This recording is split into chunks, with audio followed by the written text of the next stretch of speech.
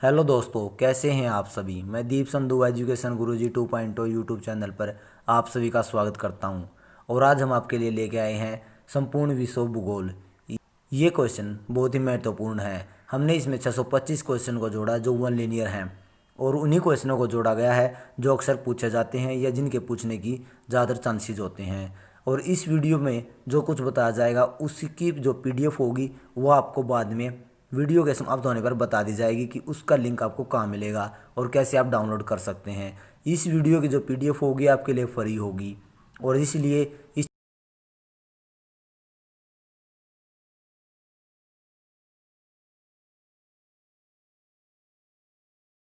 पहला क्वेश्चन है, भूगोल का जनक किसे माना जाता है। हिकेटियस को भूगोल का जनक माना जाता है। क्वेश्चन नंबर 2 है, सर्वप्रथम भूगोल शब्द का प्रयोग किसने किया। इसका आंसर होगा इरेटोस्थनीज ने। अगला क्वेश्चन है क्वेश्चन नंबर 3, भूगोल शब्द किस भाषा का शब्द है। यह ग्रीक भाषा का। क्वेश्चन नंबर है 4, हिकेटियस द्वारा कौन सी पुस्तक जिसमें भूगोलिक तत्वों को क्रमबद्ध किया। इसका उत्तर होगा जस पीरियड्स को, जिसमें पृथ्वी का वर्णन मिलता है। अगला क्वेश्चन है क्वेश्चन नंबर 5, विश्व मानचित्र का निर्माणकर्ता किसे माना जाता है। इसका आंसर होगा अग्नेजी मेंडर को। अगला क्वेश्चन है क्वेश्चन नंबर 6, वर्तमान भूगोल का जनक किसे माना जाता है। इस क्वेश्चन का आंसर होगा अलेक्जेंडर वॉन हेम्बोल्ट को। क्वेश्चन नंबर 7, विश्व ग्लोब का निर्माता कौन है। इसका आंसर होगा मार्टिन बेहम। अगला क्वेश्चन है क्वेश्चन नंबर 8, महाविस्फोटक सिद्धांत यानी बिग बैंग थ्योरी किसने दी थी। इस क्वेश्चन का आंसर होगा एफ जॉर्ज लेमेंतेर ने। अगला क्वेश्चन है क्वेश्चन नंबर 9, सतत सृष्टि सिद्धांत। इस प्रश्न का आंसर होगा थॉमस गोल्डन एवं हरमन बोडी ने। अगला क्वेश्चन है क्वेश्चन नंबर 10, दोलन सिद्धांत किसने दिया था। इस क्वेश्चन का आंसर होगा डॉक्टर एलन संडेजा ने। अगला क्वेश्चन क्वेश्चन नंबर 11, स्फीति सिद्धांत किसने दिया था। इस क्वेश्चन का आंसर होगा एलन गुथ ने। अगला क्वेश्चन क्वेश्चन नंबर 12, महाविस्फोटक सिद्धांत यानी बिग बैंग थ्योरी की व्याख्या किसने की। इस सिद्धांत की व्याख्या रॉबर्ट बेगोनोर ने की। अगला क्वेश्चन है क्वेश्चन नंबर 13, बोसन सिद्धांत किसके द्वारा दिया गया। यह सिद्धांत सत्येंद्र नाथ बोस के द्वारा दिया गया। और यह सत्येंद्र नाथ बोस भारतीय थे। अगला क्वेश्चन क्वेश्चन नंबर 14, ब्रह्मांड का व्यास कितना माना जाता है। तो इस क्वेश्चन का उत्तर होगा 10 की पावर या घात 8 प्रकाश वर्ष, और प्रकाश वर्ष एक दूरी मापक इकाई है। अगला क्वेश्चन है क्वेश्चन नंबर 15, पृथ्वी की मंदाकिनी का नाम क्या है। इसका नाम होगा दूध मेखला या मिल्की वे बोल देते हैं, या आकाशगंगा। क्वेश्चन नंबर 16, मंदाकिनी को सबसे पहले किसने देखा था। इसका उत्तर होगा गैलीलियो ने। क्वेश्चन नंबर 17, मंदाकिनी का अधिकांश भाग कैसा होता है। इसका उत्तर होगा सर्फिलाकार, 80% सर्फिलाकार पाया जाता है। क्वेश्चन नंबर 18, आकाशगंगा के सबसे नज़दीक मंदाकिनी क्या है। वो है देवयानी। क्वेश्चन नंबर 19, नवीनतम ज्ञात मंदाकिनी डवार्फ मंदाकिनी। अगला क्वेश्चन है क्वेश्चन नंबर 20, सभी तारों का जन्म कहाँ से हुआ है। इसका उत्तर होगा निहारिका। और निहारिका होती है वह धूल व गैसों का एक बादल होती है, सफ़ेद बादल होती है। क्वेश्चन नंबर है 21, हमारी आकाशगंगा के सबसे शीतल और चमकीले तारों का समूह क्या है। इसका उत्तर होगा ओरियन। क्वेश्चन नंबर 22, सौरमंडल में समस्त ऊर्जा का स्रोत क्या है। इसका उत्तर होगा सूर्य। हमारा अगला क्वेश्चन है क्वेश्चन नंबर 23, सौरमंडल के बाहर बिल्कुल एक जैसा दिखने वाले जुड़वा पिंडों का एक समूह है, उसे क्या कहते हैं। प्लेनेमस। अगला क्वेश्चन है क्वेश्चन नंबर 24, एक ब्रह्मांड वर्ष का समय होता है। इसमें समय होता है 25 करोड़ वर्ष। क्वेश्चन नंबर 25, सूर्य की ऊर्जा का मुख्य स्रोत कौन सी गैस है। इसका उत्तर होगा हाइड्रोजन और हीलियम। अगला क्वेश्चन है क्वेश्चन नंबर 26, सूर्य में ऊर्जा का निर्माण किस कारण से होता है। इसका उत्तर होगा नाभिकीय संलयन द्वारा। अगला क्वेश्चन है क्वेश्चन नंबर 27, सूर्य की दीप्तिमान सतह क्या कहलाती है। इसका उत्तर होगा प्रकाश। अगला प्रश्न है क्वेश्चन नंबर 28, सूर्य के किस भाग का रंग लाल होता है। इसका उत्तर होगा वर्णमंडल। हमारा अगला क्वेश्चन है क्वेश्चन नंबर 29, सूर्य ग्रहण के समय दिखाई देने वाले भाग को क्या कहा जाता है। इसका सही उत्तर होगा सूर्य किरीट। और हमारा अगला क्वेश्चन है क्वेश्चन नंबर 30, सूर्य का मुकुट किसे कहा जाता है। तो इसका उत्तर भी सूर्य का किरीट ही होगा। इससे अगला क्वेश्चन है क्वेश्चन नंबर 31, सूर्य ग्रहण के समय हमें सूर्य के किस भाग से प्रकाश प्राप्त होता है। तो इसका उत्तर होगा सूर्य किरीट से। क्वेश्चन नंबर 32, सूर्य की उम्र कितनी मानी जाती है। तो इसका सही उत्तर होगा 5 बिलियन वर्ष। तो हमारा अगला क्वेश्चन है क्वेश्चन नंबर 30। सूर्य का प्रकाश पृथ्वी तक आने में कितना समय लेता है? तो इसका सही उत्तर होगा 8 मिनट 16.6 या लगभग 500 सेकंड। हमारा अगला क्वेश्चन होगा क्वेश्चन नंबर 34। सौर ज्वाला को उत्तरी ध्रुव पर क्या कहा जाता है? इसका उत्तर होगा ऑरोरा बोरियालिस। हमारा अगला क्वेश्चन है क्वेश्चन नंबर 35। सौर ज्वाला को दक्षिणी ध्रुव पर क्या कहा जाता है? इसका उत्तर होगा ऑरोरा ऑस्ट्रेलिस। हमारा अगला क्वेश्चन है क्वेश्चन नंबर 36। भूकेंद्रीय सिद्धांत किसने दिया? इसका उत्तर होगा क्लॉडियस टोल्मी ने। हमारा अगला क्वेश्चन है सूर्य केंद्रीय सिद्धांत किसने दिया? इसका उत्तर होगा निकोलस कोपरनिकस ने, और यह सन 1543 में दिया गया। हमारा अगला क्वेश्चन है क्वेश्चन नंबर 38। ग्रहों के गति का नियम किसने दिया? तो इसका उत्तर होगा केपलर ने। हमारा अगला क्वेश्चन है क्वेश्चन नंबर 13। सूर्य के धब्बों का एक पूरा चक्कर कितने समय में समाप्त होता है? तो इसका उत्तर होगा 22 वर्षों में। हमारा अगला क्वेश्चन है क्वेश्चन नंबर 40। सूर्य का व्यास पृथ्वी के व्यास का लगभग कितना है? तो इसका सही उत्तर होगा 110 गुना। हमारा अगला क्वेश्चन है क्वेश्चन नंबर 41। मध्य रात्रि का सूर्य कहाँ दिखाई देता है? तो इसका सही उत्तर होगा आर्कटिक क्षेत्र में। हमारा अगला क्वेश्चन है क्वेश्चन नंबर 42।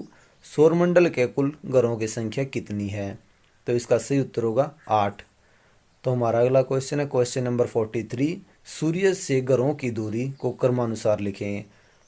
तो पहला ग्रह जो सूर्य के सबसे नज़दीक है बुध, फिर शुक्र, फिर पृथ्वी, फिर मंगल, फिर बृहस्पति, फिर शनि, फिर अरुण, और फिर लास्ट में जाके वरुण ग्रह आता है। हमारा अगला क्वेश्चन है क्वेश्चन नंबर 44। आंतरिक ग्रह किसे कहा जाता है? तो इसका सही उत्तर होगा बुध, शुक्र और पृथ्वी, मंगल को। जो पहले 4 ग्रह होते हैं उन्हें आंतरिक ग्रह कहा जाता है, और जो लास्ट वाले 4 ग्रह होते हैं उन्हें बाह्य ग्रह कहा जाता है। तो अगला क्वेश्चन है क्वेश्चन नंबर 45। बाह्य ग्रह किसे कहते हैं? तो वे हैं बृहस्पति, शनि, अरुण और वरुण ग्रह। अगला क्वेश्चन है क्वेश्चन नंबर 46। आकार के अनुसार ग्रहों का क्रम। हमारा उत्तर होगा बृहस्पति, शनि, अरुण, वरुण, पृथ्वी, शुक्र, मंगल और लास्ट में जाके बुध। तो हमारा अगला क्वेश्चन है घनत्व के अनुसार ग्रहों का क्रम क्या है? तो इसमें हमारे उत्तर होंगे पहले शनि, फिर अरुण, फिर बृहस्पति, फिर वरुण, फिर मंगल और फिर शुक्र। का हमारा अगला क्वेश्चन है क्वेश्चन नंबर 48। कौन से ग्रह पूर्व से पश्चिम परिक्रमा करते? इसका उत्तर होगा शुक्र और अरुण। यह ग्रह पूर्व से पश्चिम की ओर परिक्रमा करते हैं, जबकि अन्य सभी ग्रह व सूर्य सभी पश्चिम से पूर्व की ओर परिक्रमा करते हैं। हमारा अगला क्वेश्चन है 49। ऐसा कौन सा ग्रह है जहां सूर्य निकलने से 2 घंटे पहले दिखाई देता है? तो वैसा ग्रह है केवल एक बुध ग्रह है, जो सूर्य के सबसे नज़दीक होता है, जो 88 दिन में अपना एक पूरा चक्कर पूरा कर लेता है। हमारा अगला क्वेश्चन है क्वेश्चन नंबर 50। सबसे छोटा और सबसे हल्का ग्रह कौन सा है? तो वह ग्रह भी है बुध ग्रह, जो सबसे छोटा भी और सबसे हल्का भी होता है। हमारा अगला क्वेश्चन हुआ क्वेश्चन नंबर 51। किस ग्रह के अंदर चुंबकीय क्षेत्र पाया जाता है? तो इसका सही उत्तर होगा बुध ग्रह।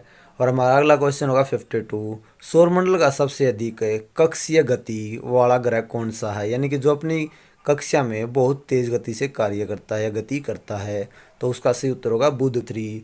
ऐसा कौन सा ग्रह है जिसके दिन रात के तापमान का अंतर अन्य ग्रहों से अधिक है? तो वह ग्रह होगा बुध ग्रह, जिसका 600 डिग्री सेल्सियस तक तापमान में अंतर पाया जाता है।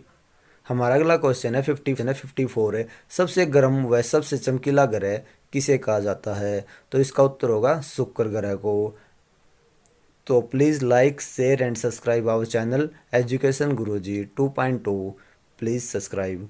हमारा अगला क्वेश्चन है क्वेश्चन नंबर 55 है। सांझ का तारा, भोर का तारा और पृथ्वी की भगिनी किसे ग्रह को कहा जाता है? तो इस ग्रह का नाम होगा शुक्र ग्रह। तो हमारा अगला क्वेश्चन है क्वेश्चन नंबर 56। कौन सा ग्रह घनत्व, आकार और व्यास में पृथ्वी के समान है? तो इस क्वेश्चन का सही उत्तर होगा शुक्र ग्रह। हमारा अगला क्वेश्चन है क्वेश्चन नंबर 57।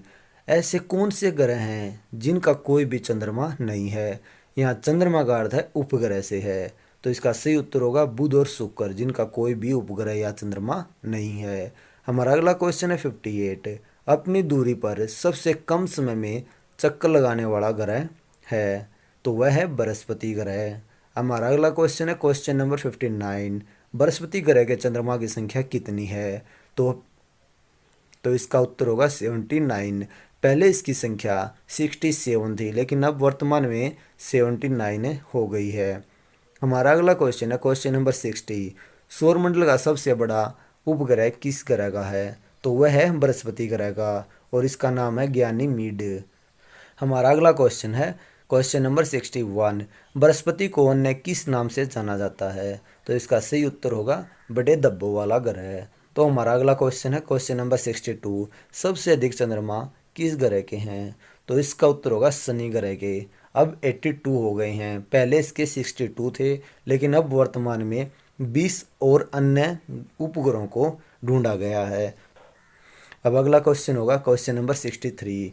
लाल ग्रह किसे कहा जाता है? मंगल ग्रह को लाल ग्रह कहा जाता है। अगला क्वेश्चन है क्वेश्चन नंबर 64। किस ग्रह का घनत्व जल से भी कम है? इसका उत्तर होगा शनि ग्रह। इसका अर्थ होता है कि यदि किसी ग्रह को पानी के अंदर डाल दिया जाए तो वह पानी के ऊपर भी तैरेगा। हमारा अगला क्वेश्चन है क्वेश्चन नंबर 65। मंगल ग्रह का लाल रंग किसके कारण होता है? इसका सही उत्तर होगा आयरन ऑक्साइड के कारण। हमारा अगला क्वेश्चन है 66। किस ग्रह पर पृथ्वी के समान ऋतु परिवर्तन होता है? तो इसका सही उत्तर होगा मंगल ग्रह पर, जो 25 डिग्री पर झुका हुआ है। हमारा अगला क्वेश्चन है 67। मंगल ग्रह के चंद्रमा की संख्या कितनी है? तो वो है 2, फाबोस और डिमोस। डिमोस को सबसे छोटा उपग्रह माना जाता है। क्वेश्चन नंबर है 68। सौरमंडल का सबसे छोटा उपग्रह कौन सा है? तो इसका सही उत्तर होगा डिमोस, जो मंगल ग्रह का उपग्रह या चंद्रमा है। हमारा अगला क्वेश्चन है 69। सौरमंडल का सबसे बड़ा ज्वालामुखी कहाँ है? तो यह ज्वालामुखी है ओलिपस मेसी, जो मंगल ग्रह पर स्थित है। हमारा अगला क्वेश्चन है सौरमंडल का सबसे ऊंचा पर्वत कौन सा है? निकस ओलंपिया। यह मंगल ग्रह पर है, जो माउंट एवरेस्ट का भी 3 गुना ऊंचा है। हमारा अगला क्वेश्चन है क्वेश्चन नंबर 71। इसरो द्वारा मंगल ग्रह पर मंगलयान को कब भेजा गया? तो यह डेट थी 5 नवंबर 2013, जो आंध्र प्रदेश में स्थित है। हमारा अगला क्वेश्चन है शनि ग्रह के चारों ओर वल्लों की संख्या कितनी है? इसका सही उत्तर होगा 7। हमारा अगला क्वेश्चन है 73। शनि ग्रह का कौन सा उपग्रह आकार में बुध के समान है? तो इसका सही उत्तर होगा टाइटन, मंगल ग्रह का सबसे बड़ा उपग्रह है। So please like, share and subscribe our YouTube channel education Guruji 2.0। Question number 74। शनि ग्रह का ऐसा कौन सा उपग्रह है जो शनि के विपरीत दिशा में परिक्रमा करता है? तो इसका उत्तर होगा फोबे उपग्रह। अगला क्वेश्चन है 75। ऐसा कौन सा उपग्रह है जिसका वायुमंडल पृथ्वी के समान है? तो इसका सही उत्तर होगा टाइटन, जो मंगल ग्रह का उपग्रह है। हमारा अगला क्वेश्चन है 76। किस ग्रह को लेटा हुआ ग्रह कहा जाता है? इसका सही उत्तर होगा अरुण ग्रह। हमारा अगला क्वेश्चन है क्वेश्चन नंबर 77। अरुण ग्रह के चंद्रमा की संख्या कितनी है या उपग्रह कितने हैं? तो इसका सही उत्तर होगा 27, लेकिन इसका टाइटेनिया सबसे बड़ा उपग्रह है अरुण ग्रह का। हमारा अगला क्वेश्चन है 78। सबसे ठंडा वह हरे रंग का ग्रह किसे कहा जाता है? तो इसका सही उत्तर होगा वरुण ग्रह को। हमारा अगला क्वेश्चन है क्वेश्चन नंबर 79। वरुण ग्रह के उपग्रहों की संख्या कितनी है? तो इसका सही उत्तर होगा 14, और इसका सबसे बड़ा उपग्रह ट्राइटन प्रमुख उपग्रह है। तो अगला क्वेश्चन होगा क्वेश्चन नंबर 80। पृथ्वी का विषुवतीय व्यास कितना है? तो वह है 12,756 किलोमीटर। और हमारा अगला क्वेश्चन है क्वेश्चन नंबर 81। पृथ्वी का ध्रुवीय व्यास कितना है? तो इसका उत्तर होगा 12,713 किलोमीटर। तो हमारा अगला क्वेश्चन है क्वेश्चन नंबर 82। पृथ्वी के विषुवतीय व्यास और ध्रुवीय व्यास का अंतर कितना है? तो इसका सही उत्तर होगा 43 किलोमीटर। हमारा अगला क्वेश्चन है क्वेश्चन नंबर 83। पृथ्वी से सूर्य की दूरी कितनी है? तो इसका सही उत्तर होगा 149.6 मिलियन किलोमीटर। हमारा अगला क्वेश्चन है क्वेश्चन नंबर 84। पृथ्वी पर दिन और रात किस कारण बनते हैं? तो इसका सही उत्तर होगा घूर्णन या दैनिक गति के कारण। हमारा अगला क्वेश्चन है क्वेश्चन नंबर 85। पृथ्वी द्वारा सूर्य की एक परिक्रमा पूरी करने में लगा समय क्या कहलाता है? तो इसका सही उत्तर होगा सौर वर्ष। हमारा अगला क्वेश्चन है क्वेश्चन नंबर 86। पृथ्वी के सबसे निकट दूसरा तारा कौन सा है? तो इसका सही उत्तर होगा प्रोक्सिमा सेंचुरी। हमारा अगला क्वेश्चन है 87। पृथ्वी और प्रोक्सिमा सेंचुरी के बीच की दूरी कितनी है? तो इसका सही उत्तर होगा 4.22 प्रकाश वर्ष, और प्रकाश वर्ष एक दूरीमापक इकाई है। हमारा अगला क्वेश्चन है 88। यम को ग्रहों की श्रेणी से निकालकर किस श्रेणी में रखा गया? तो इसका सही उत्तर होगा बोनो ग्रहों की श्रेणी में। और यह कब किया गया? यह 24 अगस्त 2006 को किया गया IAU के द्वारा। सेरस बोने ग्रह की खोज किसने की? इसका सही उत्तर होगा पियाजी, जो इटली के खगोल शास्त्री रहे हैं। हमारा अगला क्वेश्चन है क्वेश्चन नंबर 90। पृथ्वी पर ऋतु परिवर्तन किस कारण होता है? तो इसका सही कारण होगा परिक्रमण या वार्षिक गति के कारण। हमारा अगला क्वेश्चन है क्वेश्चन नंबर 91। रात्रि में दिखाई देने वाला सर्वाधिक चमकीला तारा कौन सा है? तो इसका सही उत्तर होगा साइरस या डॉन स्टार। तो हमारा अगला क्वेश्चन है क्वेश्चन नंबर 92। पृथ्वी को नीला ग्रह क्यों कहा जाता है? इसका सही उत्तर होगा जल की अधिकता के कारण। हमारा अगला क्वेश्चन क्वेश्चन नंबर 93। साइरस और पृथ्वी के बीच की दूरी कितनी है? तो इसका सही उत्तर होगा 9 प्रकाश वर्ष। Question number 94। चंद्रमा के धूल के मैदान को क्या कहा जाता है? तो इसका सही उत्तर होगा शांति सागर। हमारा अगला क्वेश्चन है क्वेश्चन नंबर 95। साइरस का द्रव्यमान सूर्य के द्रव्यमान का कितना है? तो इसका सही उत्तर होगा 2 गुना। हमारा अगला क्वेश्चन 96। चंद्रमा का जीवाश्म ग्रह किसे कहा जाता है? तो इसका सही उत्तर होगा लीबनिट्ज पर्वत को, जो सबसे ऊंचा है। हमारा अगला क्वेश्चन होगा क्वेश्चन नंबर 97। लीबनिट्ज पर्वत चंद्रमा के किस भाग पर है? पर्वत दक्षिण ध्रुव पर है, यह हमारा सही उत्तर होगा। हमारा अगला क्वेश्चन है 98। पृथ्वी से चंद्रमा का कितना भाग दिखाई देता है? तो इसका सही उत्तर होगा 57% भाग। हमारा अगला क्वेश्चन है 99। चंद्रमा का द्रव्यमान पृथ्वी के द्रव्यमान का कितना है? तो इसका सही उत्तर होगा 1/81। हमारा अगला क्वेश्चन है 100। ज्वार उठने के लिए सौर और चंद्रमा की शक्ति का अनुपात क्या है? तो इसका सही उत्तर होगा 11:5। Play like and share our YouTube channel education Guruji 2.0। जिन चट्टानों से यह पता चलता है कि चंद्रमा पृथ्वी जितना पुराना है, उन चट्टानों में क्या पाया जाता है? तो इसका सही उत्तर होगा टाइटेनियम। टाइटेनियम धातु पाई जाती है, जिससे पता चलता है कि चंद्रमा पृथ्वी जितना ही पुराना है। तो हमारा अगला क्वेश्चन है क्वेश्चन नंबर 102। जब चंद्रमा पृथ्वी के सबसे निकट होता है तो उसे क्या कहा जाता है? यानी कि सबसे निकट होता है, सबसे ज़्यादा चमकीला दिखाई देता है, ऐसी स्थिति में उसे क्या कहा जाता है? Super moon. सुपर मून से संबंधित कुछ क्वेश्चन है वे हम नीचे देख लेते हैं। जैसे अगला क्वेश्चन है क्वेश्चन नंबर 103। सुपर मून को अन्य किस नाम से जाना जाता है? तो इसका सही उत्तर होगा पेरिजी फुल मून। हमारा अगला क्वेश्चन है क्वेश्चन नंबर 104। सुपर मून में चंद्रमा के आकार पर क्या प्रभाव पड़ता है? इसका सही उत्तर होगा चंद्रमा अपने आकार से 14% ज़्यादा बड़ा दिखाई देता है। हमारा अगला क्वेश्चन है क्वेश्चन नंबर 105। सुपर मून में चंद्रमा की चमक पर क्या प्रभाव पड़ता है? तो इसका सही उत्तर होगा चंद्रमा की चमक 30% अधिक बढ़ जाती है। हमारा अगला क्वेश्चन है क्वेश्चन नंबर 106।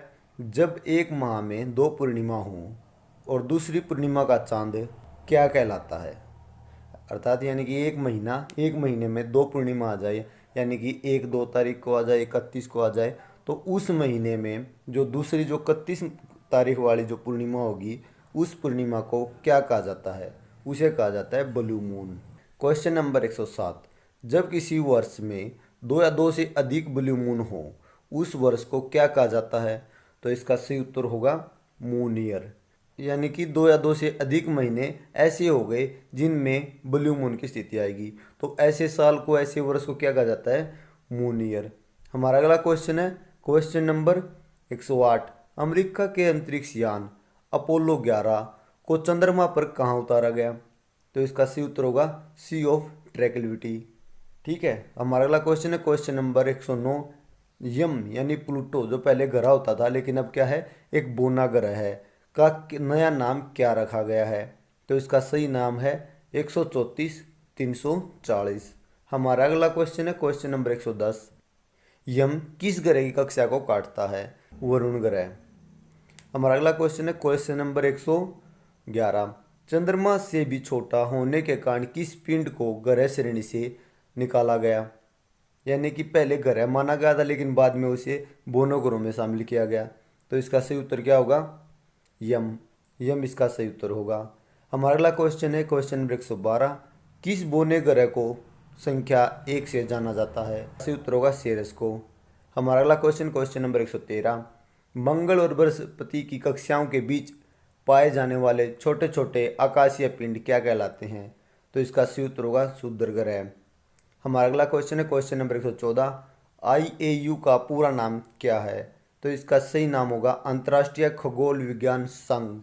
यही इसी के द्वारा जो यम को है बोनो ग्रहों की श्रेणी में रखा गया, ग्रहों की श्रेणी से निकाल के। हमारा अगला क्वेश्चन है क्वेश्चन नंबर 115। क्षुद्र ग्रहों के पृथ्वी से टकराने से बनी झील का नाम क्या है? यानी कि क्षुद्र ग्रह क्या होते हैं, जब ये पृथ्वी से टकराते हैं ना तो पृथ्वी के अंदर एक गड्ढे जैसी आकृति ग्रहण कर लेते हैं और एक क्षेत्र बना देते हैं। ऐसा ही क्षेत्र बना हुआ है लोनार झील जो महाराष्ट्र में है। वर्तमान स्थिति में जो लोनार झील का पानी है गुलाबी होता था लेकिन अब कैसा हो रहा है, अब नीला पड़ने लगा है। वैसे इसका पानी गुलाबी दिखाई देता है। हमारा अगला क्वेश्चन है क्वेश्चन नंबर 116। एकमात्र क्षुद्र ग्रह जिसे नंगी आंखों से देखा जा सकता है वह है फोरवेस्टा। Question number 117। वे छोटे छोटे अरबों पिंड जो गैस और धूल का संग्रह होते हैं जिनकी एक लंबी पूंछ होती है क्या कहलाते हैं? वे होते हैं धूमकेतु, यानी पूंछल तारे भी कहा जाता है। इनकी एक लंबी पूंछ होती है, धूल और गैस के कण से बने होते हैं और इनका जो मुख होता है वो सूर्य की तरफ होता है जिसके कारण इनकी पूंछ चमकती रहती है। हमारा अगला क्वेश्चन है क्वेश्चन नंबर 118। हेले नामक धूमकेतु का परिक्रमण काल कितने वर्ष का होता है? यानी कि ये कितने वर्ष के बाद हमें दिखाई देता है? तो इसका सही उत्तर होगा 76 वर्ष। अब कब दिखाई देगा? 2062 में। हमारा अगला क्वेश्चन है क्वेश्चन नंबर 119। क्षुद्र ग्रहों के टुकड़े व धूमकेतुओं द्वारा पीछे छोड़े गए धूल के कण को क्या कहा जाता है? तो इन्हें कहा जाता है उल्काएं। ठीक है, और उल्काएं क्या होती हैं? जब हम कभी भी रात को देखते हैं, कोई तारा देखते हैं, कोई तारा टूट रहा है, वह तारा नहीं टूटता, वो क्या होती हैं? उल्काएं होती हैं जो किसी धूमकेतु या क्षुद्र ग्रह के द्वारा छोड़ा हुआ कण होता है जो हमें रात्रि को चमकता हुआ दिखाई देता है। उन्हें क्या कहते हैं? उल्काएं कहते हैं। हमारा अगला क्वेश्चन है क्वेश्चन नंबर 120। पृथ्वी की किस गति के कारण दिन और रात बनते हैं? यह इसका सही उत्तर होगा घूर्णन गति या दैनिक गति के कारण। हमारा अगला क्वेश्चन है क्वेश्चन नंबर 21। पृथ्वी पर ऋतु परिवर्तन किस गति के कारण होता है? तो यह होता है परिक्रमण या वार्षिक गति के कारण। Question number 122। नक्षत्र दिवस की अवधि कितनी होती है? सही उत्तर होगा 23 घंटे 56 मिनट। हमारा अगला क्वेश्चन है क्वेश्चन नंबर 123। सौर दिवस की अवधि कितनी होती है? सौर यानी सूर्य दिवस की अवधि कितनी होती है? 24 घंटे। हमारा अगला क्वेश्चन है क्वेश्चन नंबर 124। सूर्य की परिक्रमा करते समय पृथ्वी का वेग कितना होता है? 29.8 किलोमीटर प्रति सेकंड, यानी एक सेकंड में 29.8 किलोमीटर की दूरी तय करती है। हमारा अगला क्वेश्चन है क्वेश्चन नंबर 125। जब सूर्य और पृथ्वी के बीच की दूरी सबसे कम होती है, यानी कि पृथ्वी और सूर्य बहुत नज़दीक आ जाते हैं, तो उससे क्या कहा जाता है? तो उस स्थिति को क्या कहा जाता है? उपसौर दिवस। उपसौर दिवस कहा जाता है। हमारा अगला क्वेश्चन है क्वेश्चन नंबर 126। जब सूर्य और पृथ्वी के बीच की दूरी सबसे अधिक होती है तो उसे क्या कहा जाता है? तो इसका सही उत्तर होगा अपसौर दिवस। हमारा अगला क्वेश्चन है क्वेश्चन नंबर 127। उपसौर दिवस कब मनाया जाता है? तो इसका सही उत्तर होगा 3 जनवरी को, जब सूर्य और पृथ्वी एक दूसरे के बहुत नज़दीक होते हैं। हमारा अगला क्वेश्चन है क्वेश्चन नंबर 128। अपसौर दिवस कब मनाया जाता है? तो इसका सही उत्तर होगा 4 जुलाई को। उपसौर और अपसौर को मिलाने वाली काल्पनिक रेखाएं जो सूर्य के केंद्र से गुजरती है उस रेखा को क्या कहा जाता है? तो इसका सही उत्तर होगा एपसाइड रेखा। यह रेखा उपसौर और अपसौर को मिलाती हुई सूर्य के केंद्र से होकर गुजरती है। हमारा अगला क्वेश्चन है ग्लोब पर पश्चिम से पूर्व की ओर खींचे जाने वाली काल्पनिक रेखाएं क्या कहलाती हैं? तो ये होती हैं अक्षांश रेखाएं जो पश्चिम से पूर्व की ओर खींची जाती हैं। हमारा अगला क्वेश्चन है क्वेश्चन नंबर 131। पृथ्वी को 2 समान भागों में बांटने वाली काल्पनिक रेखा कौन सी है? तो वह भूमध्य रेखा या विषुवत रेखा। यह 0 डिग्री अक्षांश रेखा कहलाती है। हमारा अगला क्वेश्चन है क्वेश्चन नंबर 132। विषुवत के दक्षिण भाग को क्या कहा जाता है? दक्षिणी गोलार्ध। हमारा अगला क्वेश्चन है क्वेश्चन नंबर 134। अक्षांश रेखाओं की संख्या कितनी है? यह 181 लिखी गई है। यहाँ मैंने 181 लिखी है, लेकिन अधिकतर बुकों में 179 दी हुई है। यह दी हुई है बुकों में और ये मिली है गूगल पे। गूगल पे जब सर्च किया तो वो बताता है 181 टोटली अक्षांश रेखाएं हैं। ठीक है, लेकिन आपको ज़्यादातर क्वेश्चन में ऑप्शन मिले तो आपको यही उत्तर लगाना 179 135। दो अक्षांशों के बीच की दूरी कितनी होती है? ये होती है 111 किलोमीटर। यानी कि एक अक्षांश और दूसरे अक्षांश, इन दोनों की जो बीच की दूरी होती है, डिस्टेंस होती है, वो कितनी होती है? 111 किलोमीटर। ठीक है, हमारा अगला क्वेश्चन है क्वेश्चन नंबर 136। दो अक्षांशों के बीच की दूरी को क्या कहा जाता है? तो इसे क्या कहा जाता है? जोन। जोन नाम से इसे जाना जाता है। हमारा अगला क्वेश्चन है क्वेश्चन नंबर 137। पृथ्वी पर उत्तरी गोलार्ध में 23.5 डिग्री को क्या कहा जाता है? उत्तरी गोलार्ध में क्या कहा जाता है? कर्क रेखा। हमारा अगला क्वेश्चन है क्वेश्चन नंबर 138। पृथ्वी पर दक्षिणी गोलार्ध में 23.5 डिग्री को क्या कहा जाता है? तो इसे क्या कहा जाता है? मकर रेखा। हमारा अगला क्वेश्चन क्वेश्चन नंबर 139। पृथ्वी पर किसी स्थान का पता लगाने के लिए किन रेखाओं का प्रयोग किया जाता है? तो वह है अक्षांश रेखाओं का, किसी स्थान का पता लगाने के लिए।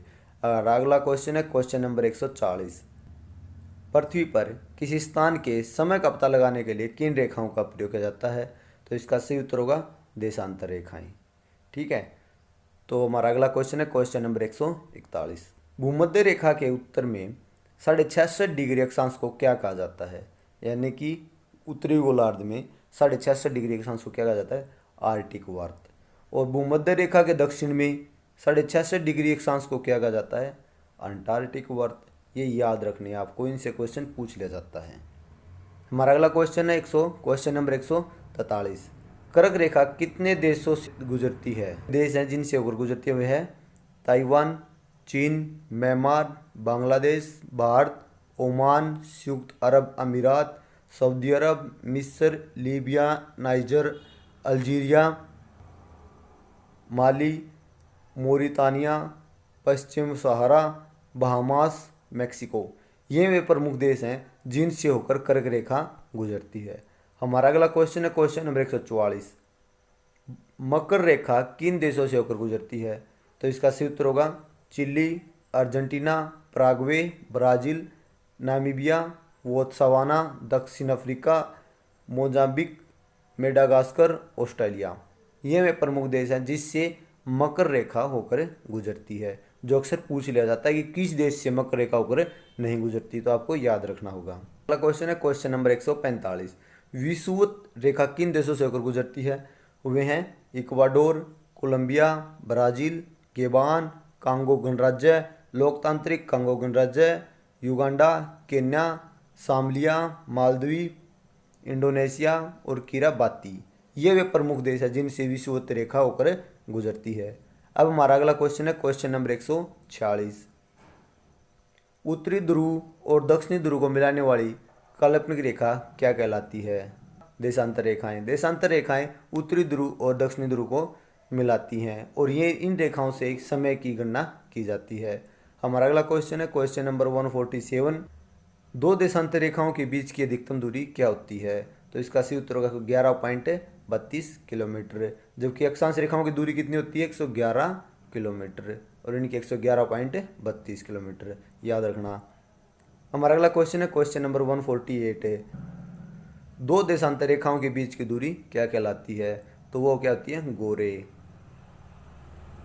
जबकि जो अक्षांश रेखाओं के बीच की दूरी क्या कहलाती है? जोन। हमें ये भी याद रखना है, ज़्यादातर क्वेश्चन गोरे पूछा जाता है यहीं से। हमारा अगला क्वेश्चन है क्वेश्चन नंबर 149।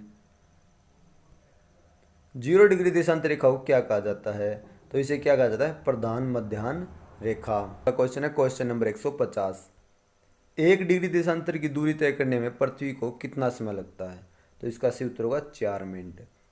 4 मिनट में घूमता है 1 डिग्री और 24 घंटे में कितना चलता है? 360 डिग्री पृथ्वी घूमती है, याद रखना आपने, ठीक है। हमारा अगला क्वेश्चन है क्वेश्चन नंबर 151। 0 डिग्री अक्षांश और 0 डिग्री देशांतर रेखाएं काटती हैं, यानी ये किस जगह पे काटती हैं? ये काटती हैं अटलांटिक महासागर में। ये बहुत इंपॉर्टेंट है भाई, इसे याद जरूर करना। Question number 152। मानचित्र एवं ग्लोब पर पाई जाने वाली प्रतिच्छेद रेखाओं को क्या कहा जाता है? तो उन्हें क्या कहा जाता है? भूगोलिक रेखाजाल। एक रेखाजाल होता है जो एक काल्पनिक माना जाता है, जो हमें पृथ्वी के भौगोलिक क्षेत्र के बारे में बताता है। हमारा अगला क्वेश्चन है क्वेश्चन नंबर 153।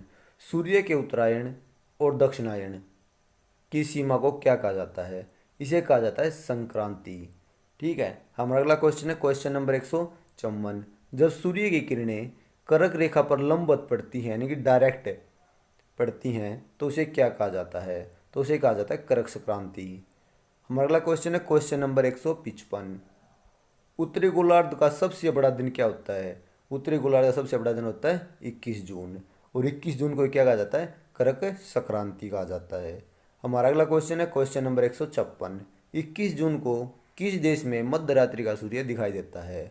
तो इसका सही उत्तर होगा नॉर्वे, और नॉर्वे को मध्यरात्रि का देश कहा जाता है। हमारा अगला क्वेश्चन है क्वेश्चन नंबर 157। जब सूर्य किरणें मकर रेखा पर लंबवत पड़ती हैं, तो उसे क्या कहा जाता है? तो उसे कहा जाता है मकर संक्रांति। हमारा अगला क्वेश्चन है क्वेश्चन नंबर 158। दक्षिणी गोलार्ध का सबसे बड़ा दिन कौन सा होता है? तो होता है 22 दिसंबर, जिसे मकर संक्रांति कहा जाता है। हमारा अगला क्वेश्चन है क्वेश्चन नंबर 159। जब सूर्य की किरणें पृथ्वी पर लंबवत पड़ती हैं, तो उस स्थिति को क्या कहा जाता है? विषुव कहा जाता है। इस दिन दिन और रात समान होते हैं। हमारा अगला क्वेश्चन है क्वेश्चन नंबर 160। पृथ्वी पर दिन और रात समान की स्थिति कब बनती है? तो इसका सीधा उत्तर होगा 21 मार्च और 23 सितंबर को। हमारा अगला क्वेश्चन है क्वेश्चन नंबर 161। वसंत विषुव किसे कहा जाता है? तो 21 मार्च को वसंत विषुव कहा जाता है। तो प्लीज़ लाइक कर लीजिए हमारे चैनल को, यदि आपने अब तक लाइक नहीं किया चैनल को सब्सक्राइब कर लीजिए, और वीडियो को शेयर करिए, यदि आपको अच्छा लगता है तो ज़रूर शेयर करिएगा। हमारा अगला क्वेश्चन है क्वेश्चन नंबर 162। शरद विषु किसे कहा जाता है? तो 23 सितंबर को शरद विषु कहा जाता है, यानी कि विषु का मतलब होता है दोनों ही जो गोलार्ध है उनमें समान दिन और रात है। हमारा अगला क्वेश्चन है क्वेश्चन नंबर 163। पृथ्वी पर दिन रात छोटे बड़े होने का कारण क्या है? तो इसका सही कारण है पृथ्वी का अपने अक्ष पर झुकाव होना, ही इसका सही कारण है। हमारा अगला क्वेश्चन है क्वेश्चन नंबर 164।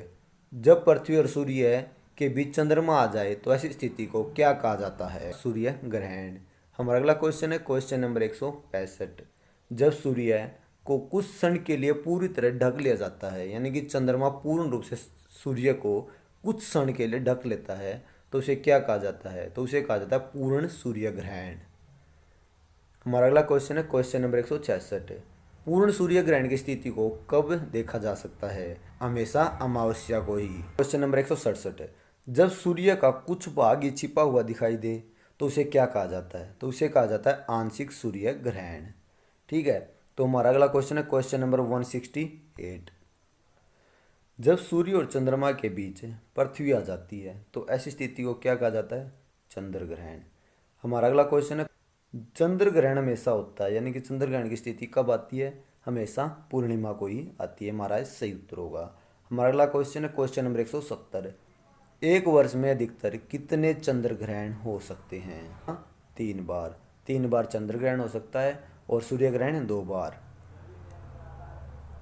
हमारा अगला क्वेश्चन है क्वेश्चन नंबर 171। पृथ्वी और चंद्रमा के कक्षा पथ में कितना अंतर पाया जाता है? ये होता है 5 डिग्री का। इसी अंतर के कारण हर पूर्णिमा को चंद्र ग्रहण नहीं होता, क्योंकि क्या होता है 5 डिग्री का अंतर है। कभी चंद्रमा पृथ्वी के ऊपर से निकल जाता है, कभी नीचे से निकल जाता है, लेकिन ऐसा 3 बार ही हो पाता है अधिकतर जब वे आमने सामने आ जाएं, ठीक है, तभी चंद्र ग्रहण हो जाता है, ठीक है। लेकिन क्यों नहीं होता? क्योंकि इनके अंदर जो पथ है ना उसमें 5 डिग्री का अंतर है दोनों के घुमावों में, इसलिए इसमें क्या है डिफरेंस पा जाता है कि ये चंद्र ग्रहण हर पूर्णिमा को नहीं होता। Question number 172। 0 डिग्री देशांतर को ग्रीनविच मध्याह्न का दर्जा कब दिया गया? तो इसका सही उत्तर होगा 22 अक्टूबर 1884 को। हमारा अगला क्वेश्चन है क्वेश्चन नंबर 173। किस देशांतर रेखा को अंतर्राष्ट्रीय तिथि रेखा घोषित किया गया? तो ये क्या है? 180 डिग्री देशांतर रेखा को।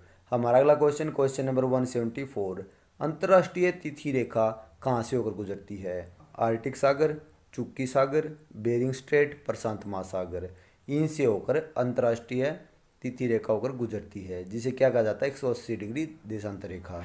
विश्व को कितने समय जोन में विभाजित किया गया है? तो ये कितने हैं? 24 हैं। जिस प्रकार भारत का है उसी प्रकार अन्य देशों के भी हैं। तो टोटली कितने हैं? 24 समय जोन हैं। हमारा अगला क्वेश्चन है क्वेश्चन नंबर 176, ग्रीनविच मध्यांतर 0 डिग्री देशांतर रेखा किन देशों से होकर गुजरती है? तो इसका सही उत्तर होगा ग्रीनलैंड, नॉर्वेजियन सागर, ब्रिटेन, स्पेन, अल्जीरिया, फ्रांस, माले, बुर्किनाफासो, गाना, दक्षिण अटलांटिक समुद्र, इन देशों से होकर 0 डिग्री देशांतर रेखा गुजरती है। हमारा अगला क्वेश्चन है क्वेश्चन नंबर 177, भारत का मानक समय कितने डिग्री पूर्व देशांतर को माना जाता है? तो 82.5 डिग्री को ही पूर्वी देशांतर को भारत का मानक समय मापा जाता है। भारत का मानक समय कहाँ से लिया गया है? तो इसका सही उत्तर होगा इलाहाबाद के मिर्जापुर से। हमारा अगला क्वेश्चन है 179, भारत का मानक समय ग्रीनविच रेखा के समय से कितना आगे है? तो कितना है? 5.5 घंटे आगे है। हमारा अगला क्वेश्चन है क्वेश्चन नंबर 180, ग्रीनविच रेखा किस देश में है? तो यह है यूनाइटेड किंगडम में। यह क्वेश्चन इंपॉर्टेंट है भाई। अगला क्वेश्चन, क्वेश्चन नंबर 181, संयुक्त राज्य अमेरिका को कितने समय जोनों में बांटा गया है? तो वहाँ क्या है? 7 समय जोन है। क्यों? और भारत में कितना? सिर्फ एक, 82.5 डिग्री। ठीक है, कारण है क्योंकि जो संयुक्त राष्ट्र अमेरिका है ना, इस देश से होती हुई कई देशांतर रेखाएं गुजरती हैं, तो उन देशांतर रेखाओं के हिसाब से 7 जोनों में बांटा गया है। हमारा अगला क्वेश्चन है क्वेश्चन नंबर 182, रूस को कितने जोनों में बांटा गया है? तो इसका है 11, क्योंकि वहाँ से अनेकों देशांतर रेखाएं गुजरती हैं। हमारा अगला क्वेश्चन है क्वेश्चन नंबर 183, ऑस्ट्रेलिया को कितने समय जोनों में बांटा गया है? तो इसका सही उत्तर होगा 3 समय जोन। क्वेश्चन नंबर 184, प्रत्येक गोलार्ध को ताप के आधार पर बांटना क्या कहलाता है? तो इसका सही उत्तर होगा कटिबंध, यानी उष्ण कटिबंध, उपोष्ण कटिबंध, इस तरह का होता है। इसे बांटा गया, 4 भागों में बांटा गया है। हमारा अगला क्वेश्चन है क्वेश्चन नंबर 185, विषुवत रेखा के 30 डिग्री उत्तर और 30 डिग्री दक्षिण के बीच के भाग को क्या कहा जाता है? मतलब मान लीजिए है विषुवत रेखा, जिसे भूमध्य रेखा कहते हैं, यहाँ 30 डिग्री तक और यहाँ 30 डिग्री तक, इस बीच के जो क्षेत्र होता है ना, इस सारा क्षेत्र, इसे क्या कहा जाता है? इसे कहा जाता है उष्ण कटिबंधीय क्षेत्र। तो हमारा अगला क्वेश्चन है क्वेश्चन नंबर 186, दोनों गोलार्धों में 30 डिग्री से 45 डिग्री के क्षेत्र को क्या कहा जाता है? तो इसका सही उत्तर होगा उपोष्ण कटिबंध क्षेत्र। हमारा अगला क्वेश्चन है क्वेश्चन नंबर 187, दोनों गोलार्धों में 45 डिग्री से 66 डिग्री के बीच के क्षेत्र को क्या कहा जाता है? तो इसका सही उत्तर होगा शीतोष्ण कटिबंध। यानी कि हम जैसे जैसे ना भूमध्य रेखा से ना ध्रुवों की तरफ चले जाएंगे ना, तो ग्रीष्म क्षेत्र छोड़कर शीत में बदल जाएगा, यानी ठंड होनी स्टार्ट हो जाएगी, और ध्रुवों पर जाकर क्या होगी?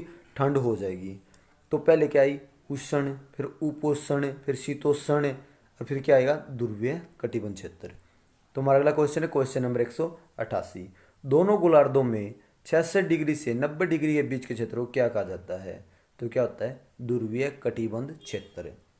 ठीक है, हमारा अगला क्वेश्चन है क्वेश्चन नंबर 189, उत्तरी ध्रुव और दक्षिणी ध्रुव को मिलाने वाली काल्पनिक रेखा जिस पर पृथ्वी घूमती है क्या कहलाती है?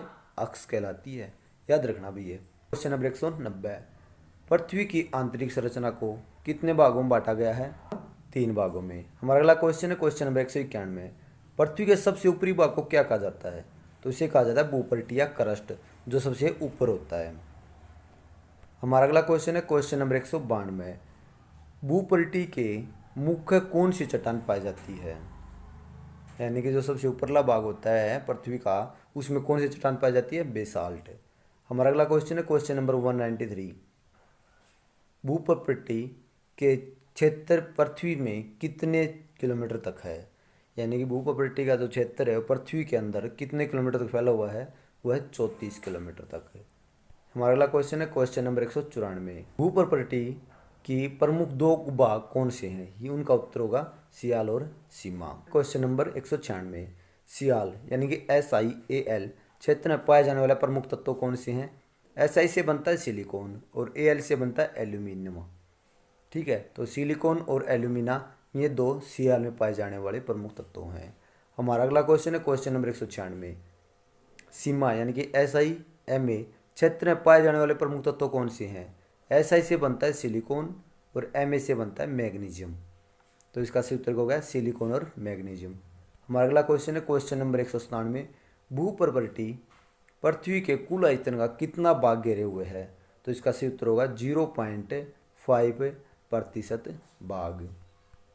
ठीक है, हमारा अगला क्वेश्चन है क्वेश्चन नंबर 198। भूप्रवृत्ति की संरचना में सबसे अधिक मात्रा में पाए जाने वाला तत्व कौन सा है?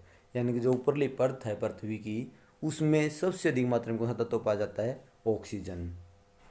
वो भी कितना? 46.6% या 46.60%। हमारा अगला क्वेश्चन है क्वेश्चन नंबर 199। पृथ्वी की मध्य परत को क्या कहा जाता है? यानी कि पृथ्वी आ गई, पृथ्वी की मध्य परत क्या होगी? मेटल, जिसे हिंदी में आवरण कहा जाता है। हमारा अगला क्वेश्चन है question number 200, last question. Metal किस प्रकार की चट्टानों से मिलकर बना हुआ है? तो इसका सही उत्तर होगा बेसाल्ट। Question number 201।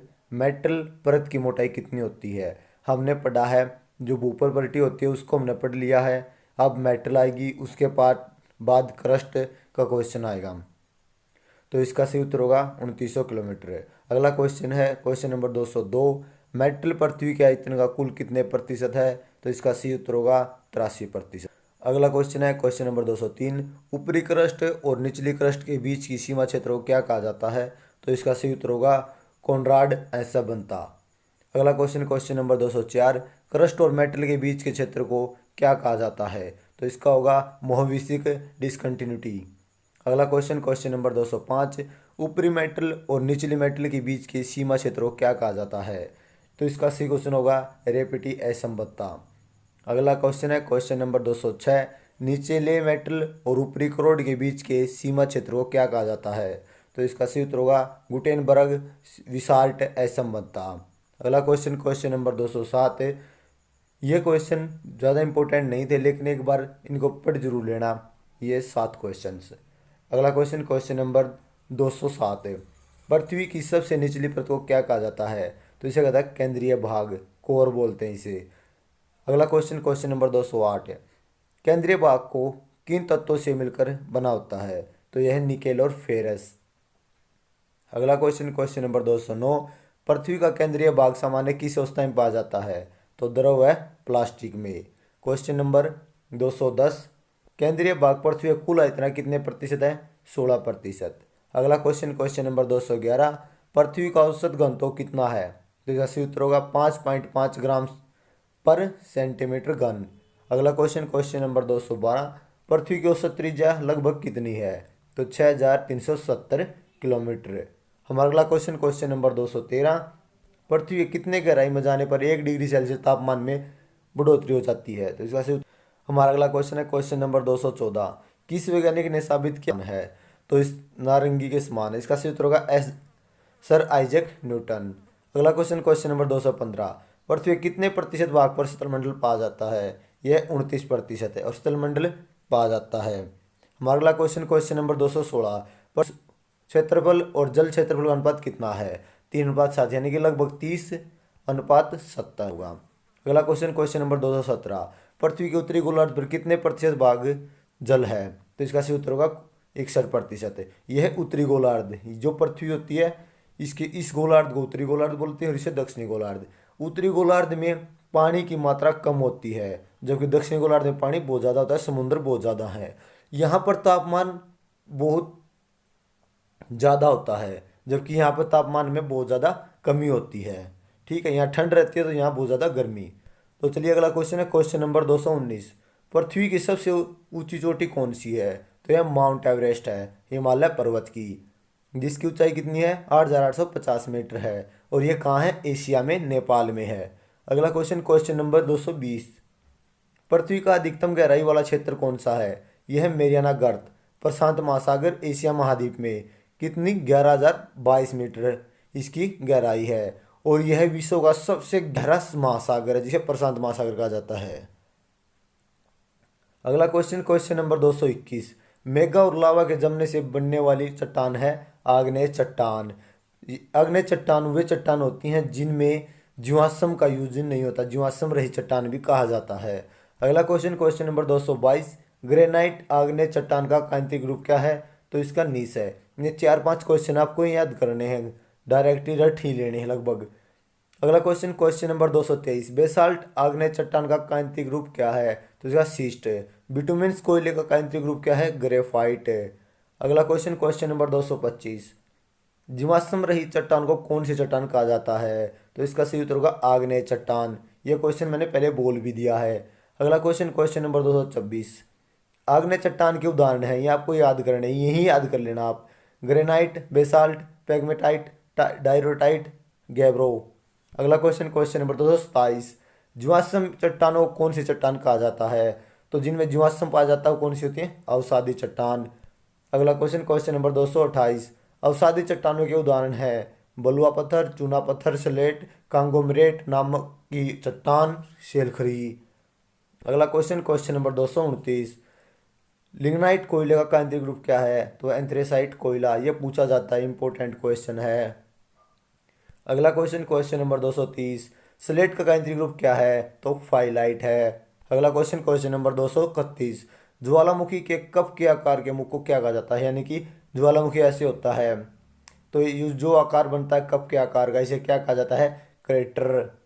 अगला क्वेश्चन, बाहर हवा में निकला लावा शीघ्र ही ठंडा होकर छोटे टुकड़ों में बढ़ जाता है, उसे क्या कहा जाता है? यानी कि जब लावा निकलता है तो छोटी छोटी चट्टानें या पहाड़ बना लेता है, उसे क्या कहा जाता है? सिंडर। अगला क्वेश्चन, क्वेश्चन नंबर 233, वर्तमान में विश्व में कुल कितने ज्वालामुखी सक्रिय हैं? तो इनकी संख्या कितनी है? टोटल 500 ज्वालामुखी जो सक्रिय हैं। अगला क्वेश्चन, क्वेश्चन नंबर 234, कोलिमा ज्वालामुखी जो बहुत ही सक्रिय है किस देश में है? तो मैक्सिको, उत्तरी अमेरिका। अगला क्वेश्चन, क्वेश्चन नंबर 235, भूमध्य सागर का प्रकाश स्तंभ किसे कहा जाता है? तो स्ट्रेम्बोलिया स्ट्रीमीबोली। यह बहुत इंपॉर्टेंट क्वेश्चन है। अगला क्वेश्चन, क्वेश्चन नंबर 236, विश्व का सबसे सक्रिय ज्वालामुखी कौन सा है? तो है किलायू हवाई द्वीप पर स्थित है जो अमेरिका में है। हमारा अगला क्वेश्चन, क्वेश्चन नंबर 237, अग्निवलय किसे कहा जाता है? प्रशांत महासागर को अग्निवलय कहा जाता है। अगला क्वेश्चन, क्वेश्चन नंबर 238, ऐसा कौन सा महाद्वीप है जिसमें एक भी ज्वालामुखी नहीं है? तो इसका सही उत्तर होगा ऑस्ट्रेलिया महाद्वीप। और ऐसा कौन सा जो महाद्वीप है जहाँ एक रेगिस्तान नहीं है, मरुस्थल नहीं है? वो है अफ्रीका महाद्वीप। अगला क्वेश्चन, क्वेश्चन नंबर 239, विश्व का सबसे ऊंचा ज्वालामुखी पर्वत है कोटोपैसी पैक्सी, इक्वाडोर, अमेरिका। इसकी जो ऊंचाई है वो 19,613 फीट है। अगला क्वेश्चन, क्वेश्चन नंबर 204, विश्व का सबसे ऊंचाई पर सक्रिय ज्वालामुखी यह कौन सा है? Ojos del Salado. यह अर्जेंटीना और चिली के बीच स्थित है। हमारा अगला क्वेश्चन, क्वेश्चन नंबर 241, विश्व का सबसे ऊंचाई पर स्थित शांत ज्वालामुखी, यह पहला कौन सा था? सक्रिय, और यह शांत। सक्रिय यानी कि जो चल रहा है, जिसमें विस्फोट होने लग रहे हैं। शांत जो कभी भी विस्फोटिक नहीं होंगे, जो शांत हो चुके हैं। इसका सही उत्तर होगा एंडीज पर्वतमाला में है, 6,960 मीटर ऊंचा है। इसकी अगला क्वेश्चन, क्वेश्चन नंबर 242, भूकंप के अध्ययन को क्या कहा जाता है? इसको कहा जाता है सिस्मोलॉजी। और भूकंपों के मापन को क्या कहा जाता है? दिशा और उनकी ऊर्जा मापने को क्या कहा? सिस्मोग्राफी कहा जाता है। अगला क्वेश्चन, क्वेश्चन नंबर 243, कौन सी भूकंप तरंग सबसे अधिक तीव्र गति से गमन करती है? तो है पी तरंग, जिसे पी बोलता है। पी से होता है प्राइमरी या प्राथमिकता तरंग। यह सबसे ज़्यादा गहरी होती है, यानी कि इसका इफेक्ट सबसे ज़्यादा होता है। यही वह तरंग है जो पृथ्वी के केंद्र तक पहुंच सकती है। अन्य 2 तरंग और हैं, एस और एल। इसे सेकेंडरी उसे बोलते हैं एल लव। ये 3 तरंगे हैं। अगला क्वेश्चन, क्वेश्चन नंबर 244, एस तरंग यानी कि जो एस तरंग है किस माध्यम से होकर गुजरती है? यह ठोस माध्यम से होकर गुजरती है। लेकिन जो पी तरंग होती है यह तीनों माध्यम से होकर गुजर सकती है। अगला क्वेश्चन, क्वेश्चन नंबर 245, एल तरंग को न किस नाम से जाना जाता है? तो एल तरंग को क्या कहा जाता है? आर तरंग। और एल से मतलब है लव। इसकी खोज किसने की थी? HD लव ने। अगला क्वेश्चन, क्वेश्चन नंबर 247, कौन सी भूकंप तरंगे सबसे विनाशकारी होती हैं? तो कौन सी? एल तरंगे। एल तरंग सबसे विनाशकारी होती हैं, लव तरंगे। अगला क्वेश्चन, क्वेश्चन नंबर 248, भूकंपीय तरंगों को किस नियंत्र द्वारा मापा जाता है? तो इसका सही उत्तर होगा सिस्मोग्राफ। और भूकंप के अध्ययन को क्या कहा जाता है? सिस्मोलॉजी। अगला क्वेश्चन, क्वेश्चन नंबर 249, केवल कौन सी तरंगें पृथ्वी के केंद्र से होकर गुजर सकती हैं? तो है प्राथमिक तरंगे, यानी कि जिन्हें पी बोला था, प्राथमिक प्राइमरी तरंग।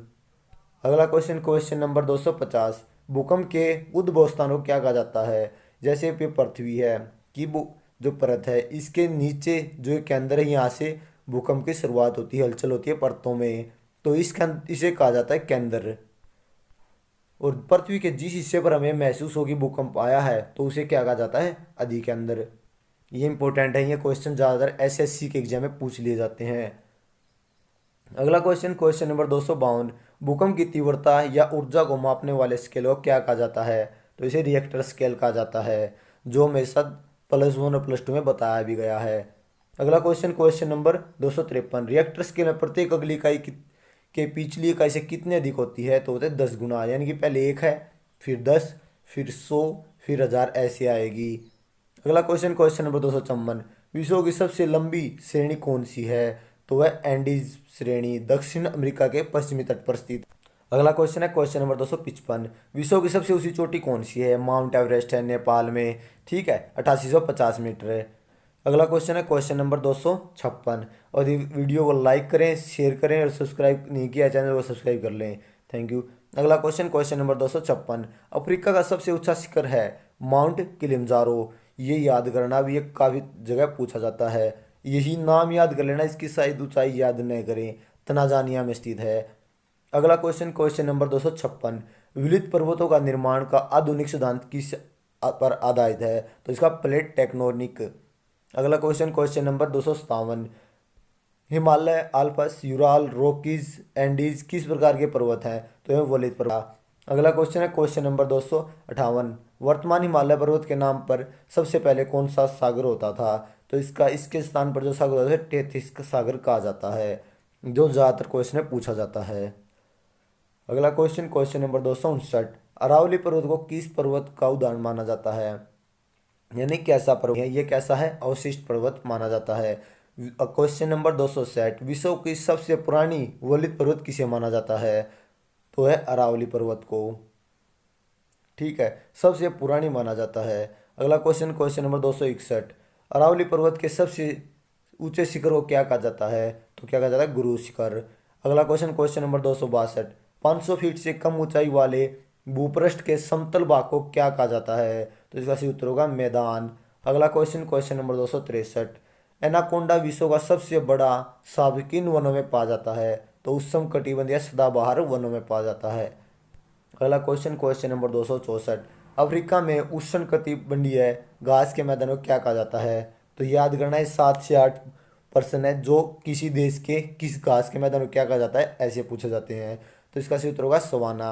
अगला क्वेश्चन, क्वेश्चन नंबर 265, ब्राजील में उष्णकटिबंधीय घास के मैदानों को क्या कहा जाता है? तो क्या होगा? कंपोज। याद रखना ये उष्णकटिबंधीय हैं, कुछ शीतकटिबंधीय होते हैं, तो क्या होगा? कंबोज। अगला क्वेश्चन, क्वेश्चन नंबर 266, वेनेजुला व कोलंबिया में उष्णकटिबंधीय घास के मैदानों को क्या कहा जाता है? तो इसका सही उत्तर होगा लानोस। अगला क्वेश्चन, क्वेश्चन नंबर 267, संयुक्त राज्य अमेरिका व कनाडा के शीतोष्ण, क्या बोला? शीतोष्ण कटिबंधीय घास के मैदानों को क्या कहा जाता है? तो है प्रेरी। ज़्यादा इंपॉर्टेंट क्वेश्चन है ये भी, ये 5-6 क्वेश्चन है, ज़्यादा इंपॉर्टेंट हैं। अगला क्वेश्चन, क्वेश्चन नंबर 268, अर्जेंटीना में शीतोष्ण कटिबंधीय घास के मैदान को क्या कहा जाता है? तो इसका पंपास। अगला क्वेश्चन नंबर 269, दक्षिण अफ्रीका में शीतोष्ण कटिबंधीय घास के मैदान को क्या कहा जाता है? तो है वेल्ड। अगला question, question number 270, Asia, Ukraine, रूस, चीन के मंजूरिया प्रदेश में शीतोष्ण घास के मैदान को क्या कहा जाता है? तो स्टेपी।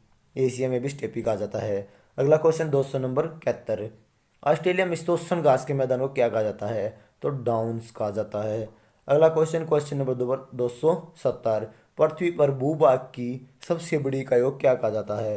तो क्या कहा जाता है? महाद्वीप कहा जाता है, जो कुल भूभाग का 30% के करीब है। अगला क्वेश्चन, क्वेश्चन नंबर 273, संपूर्ण पृथ्वी पर महाद्वीपों की संख्या कितनी है? तो यह सही क्वेश्चन होगा 7। अगला क्वेश्चन, क्वेश्चन नंबर 274, एशिया महाद्वीप को कौन सी नहर अफ्रीका महाद्वीप से अलग करती है? ये याद करनी है, जो अलग करती है महाद्वीप को, कोई जो जोड़ती है, नहर है, जल डमरू मंडल है, कोई जल संधि है, ये इंपॉर्टेंट होते हैं, ज़्यादातर एक क्वेश्चन आता है इनसे। तो कौन सी नहर है जो एशिया महाद्वीप और अफ्रीका महाद्वीप को जोड़ती हैं? स्वेज नहर। और एशिया महाद्वीप विश्व का सबसे बड़ा महाद्वीप है। उसके बाद अफ्रीका, फिर उत्तरी अमेरिका, फिर दक्षिणी अमेरिका, फिर अंटार्कटिका, फिर यूरोप, फिर ऑस्ट्रेलिया। ये 7 महाद्वीप हैं।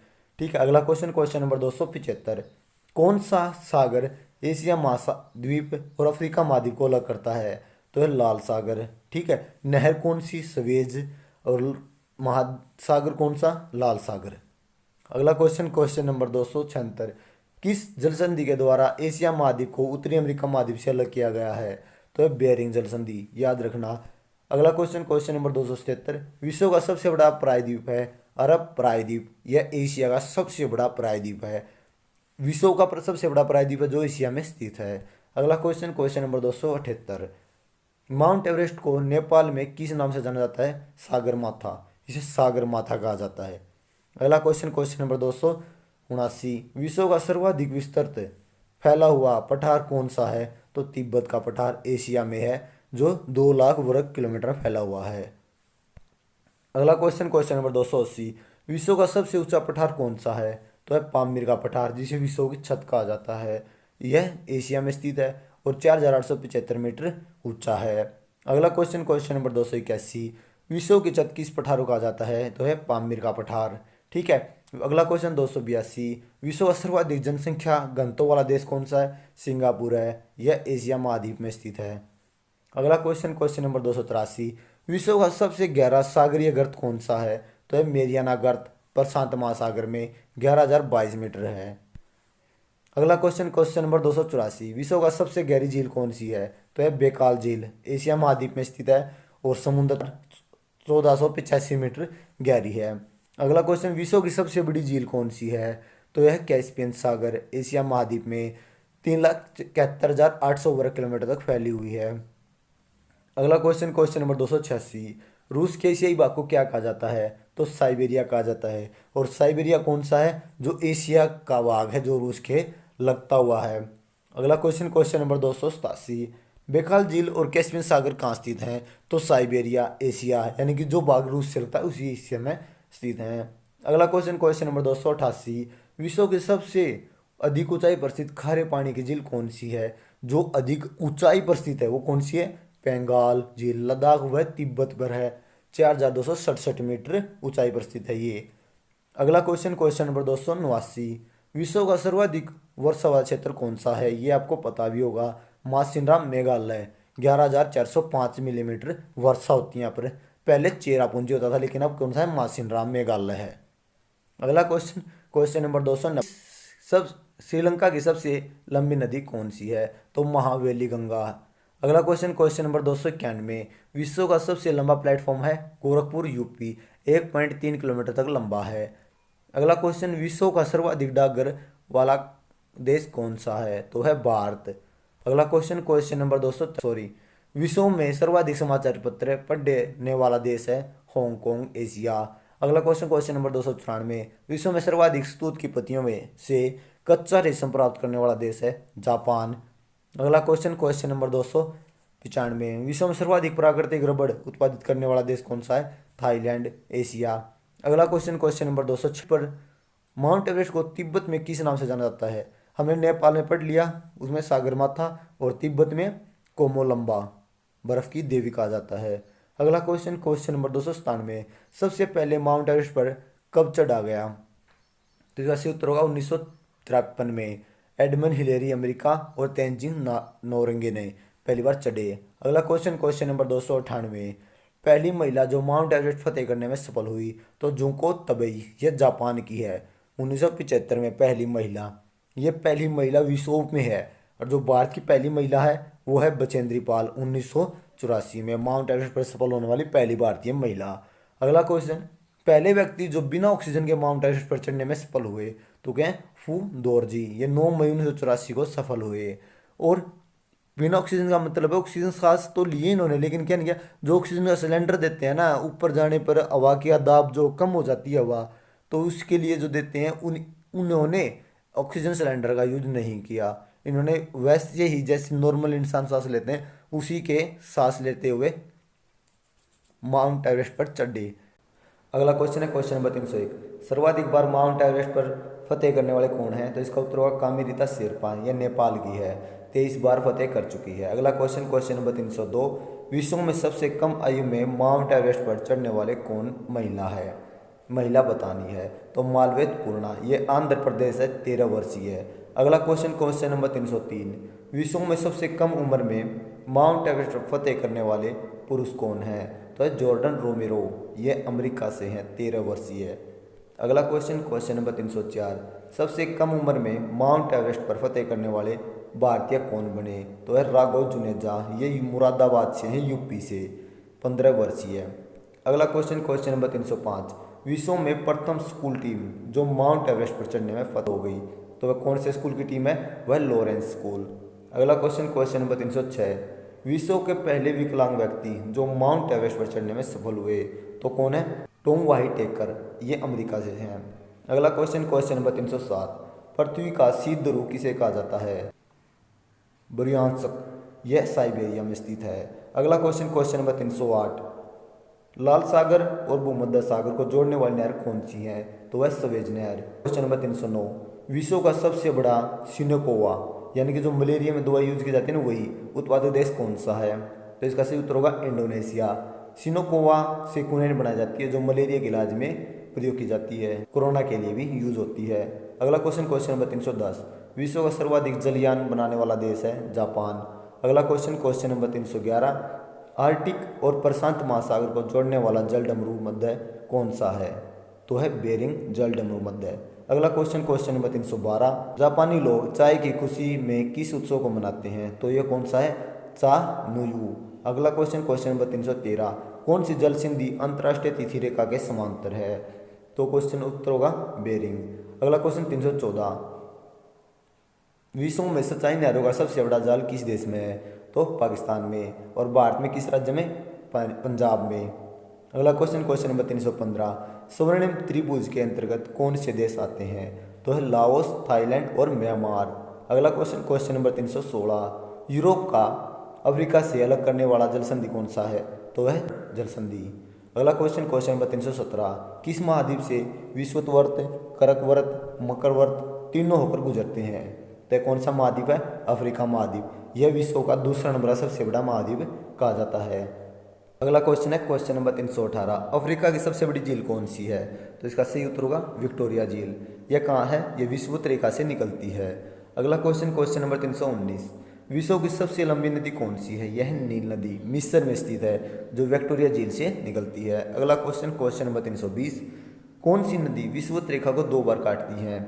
2 बार विषुवत रेखा काटती है। कौन सी? कांगो नदी, यह अफ्रीका में स्थित है। अगला क्वेश्चन क्वेश्चन नंबर 321, कौन सी नदी मकर रेखा को 2 बार काटती है? तो वह लिम्पोपो नदी, यह भी अफ्रीका में स्थित है। इंपॉर्टेंट क्वेश्चन है दोनों ही। अगला क्वेश्चन क्वेश्चन नंबर 322, सवेज नहर किस देश में है? तो है मिस्र में। अगला क्वेश्चन क्वेश्चन नंबर 323, विश्व की सबसे बड़ी हीरे की खान स्थित है? तो है ओरापा, बोत्सवाना, अफ्रीका महाद्वीप में। अगला क्वेश्चन क्वेश्चन नंबर 324, विश्व का सबसे बड़ा मरुस्थल सहारा किस महाद्वीप में स्थित है? यानी कि विश्व का सबसे बड़ा मरुस्थल कौन सा है? सहारा मरुस्थल। और किस महाद्वीप में स्थित है? अफ्रीका महाद्वीप में। अगला क्वेश्चन क्वेश्चन नंबर 325, चाड झील किस मरुस्थल की प्रमुख झील है? तो है सहारा मरुस्थल की, जो विश्व में सबसे बड़ा मरुस्थल है। अगला क्वेश्चन क्वेश्चन नंबर 326, कालाहारी मरुस्थल कहाँ स्थित है? तो है दक्षिण अफ्रीका में स्थित है। अगला क्वेश्चन क्वेश्चन नंबर 327, दक्षिण अफ्रीका की न्यायिक राजधानी किसे कहा जाता है? तो है फोंटेन। अगला क्वेश्चन क्वेश्चन नंबर 328, स्टेनली जलप्रपात किस नदी पर स्थित है? तो है कांगो नदी पर, जो क्या है? जो विषुवत को 2 बार काटती है। अगला क्वेश्चन क्वेश्चन नंबर 329, विक्टोरिया जलप्रपात किस नदी पर स्थित है? तो जाम्बेजी नदी पर।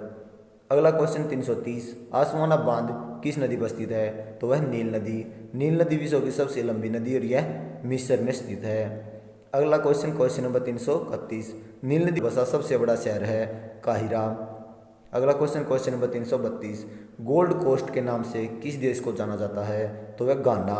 अगला क्वेश्चन नंबर 333, किस महाद्वीप को अंध महाद्वीप कहा जाता है? तो वह अफ्रीका महाद्वीप। अगला क्वेश्चन नंबर 334, अफ्रीका महाद्वीप की किस नदी को पोम तेल की नदी कहा जाता है? तो वह नाइजर नदी को। इंपॉर्टेंट क्वेश्चन है। अगला क्वेश्चन नंबर 335, किस देश को एशिया और यूरोप महाद्वीप का जंक्शन कहा जाता है? तो मिस्र को। अगला क्वेश्चन है, तो please like share and subscribe education Guruji 2.0। तो अगला क्वेश्चन नंबर 336, एकमात्र महाद्वीप कौन सा है जिससे कर्क रेखा व मकर रेखा दोनों गुजरती हैं? तो वह कौन सा है? अफ्रीका महाद्वीप। अगला क्वेश्चन नंबर 337, अमेरिका की खोज कब की गई? तो 1492 में कोलंबस के द्वारा की गई। अगला क्वेश्चन नंबर 338, 100 डिग्री पश्चिमी देशांतर रेखा किस महाद्वीप से होकर गुजरती है? तो गुजरती है उत्तरी अमेरिका महाद्वीप। यह तीसरे नंबर का सबसे बड़ा महाद्वीप है। अगला क्वेश्चन नंबर 339, उत्तरी अमेरिका और दक्षिण अमेरिका को जोड़ने वाली प्रमुख नहर कौन सी है? पनामा नहर है, और ये कहाँ है? कनाडा के पास। अगला क्वेश्चन नंबर 340, उत्तरी अमेरिका का सबसे उच्च पर्वत शिखर है? तो है माउंट मैकिनले, 6194 मीटर ऊंचा है। यह अलास्का ज्वालामुखी के ऊपर है। अगला क्वेश्चन नंबर 341, विश्व की सबसे अधिक तटीय रेखा की लंबाई किस देश की है? तो इसका सही उत्तर होगा कनाडा। यह विश्व की है। और भारत की बात करें तो भारत में सबसे ज़्यादा है गुजरात की, और उसके बाद दक्षिण भारत की बात करें तो उसमें कौन सी है? आंध्र प्रदेश। ये याद रखना।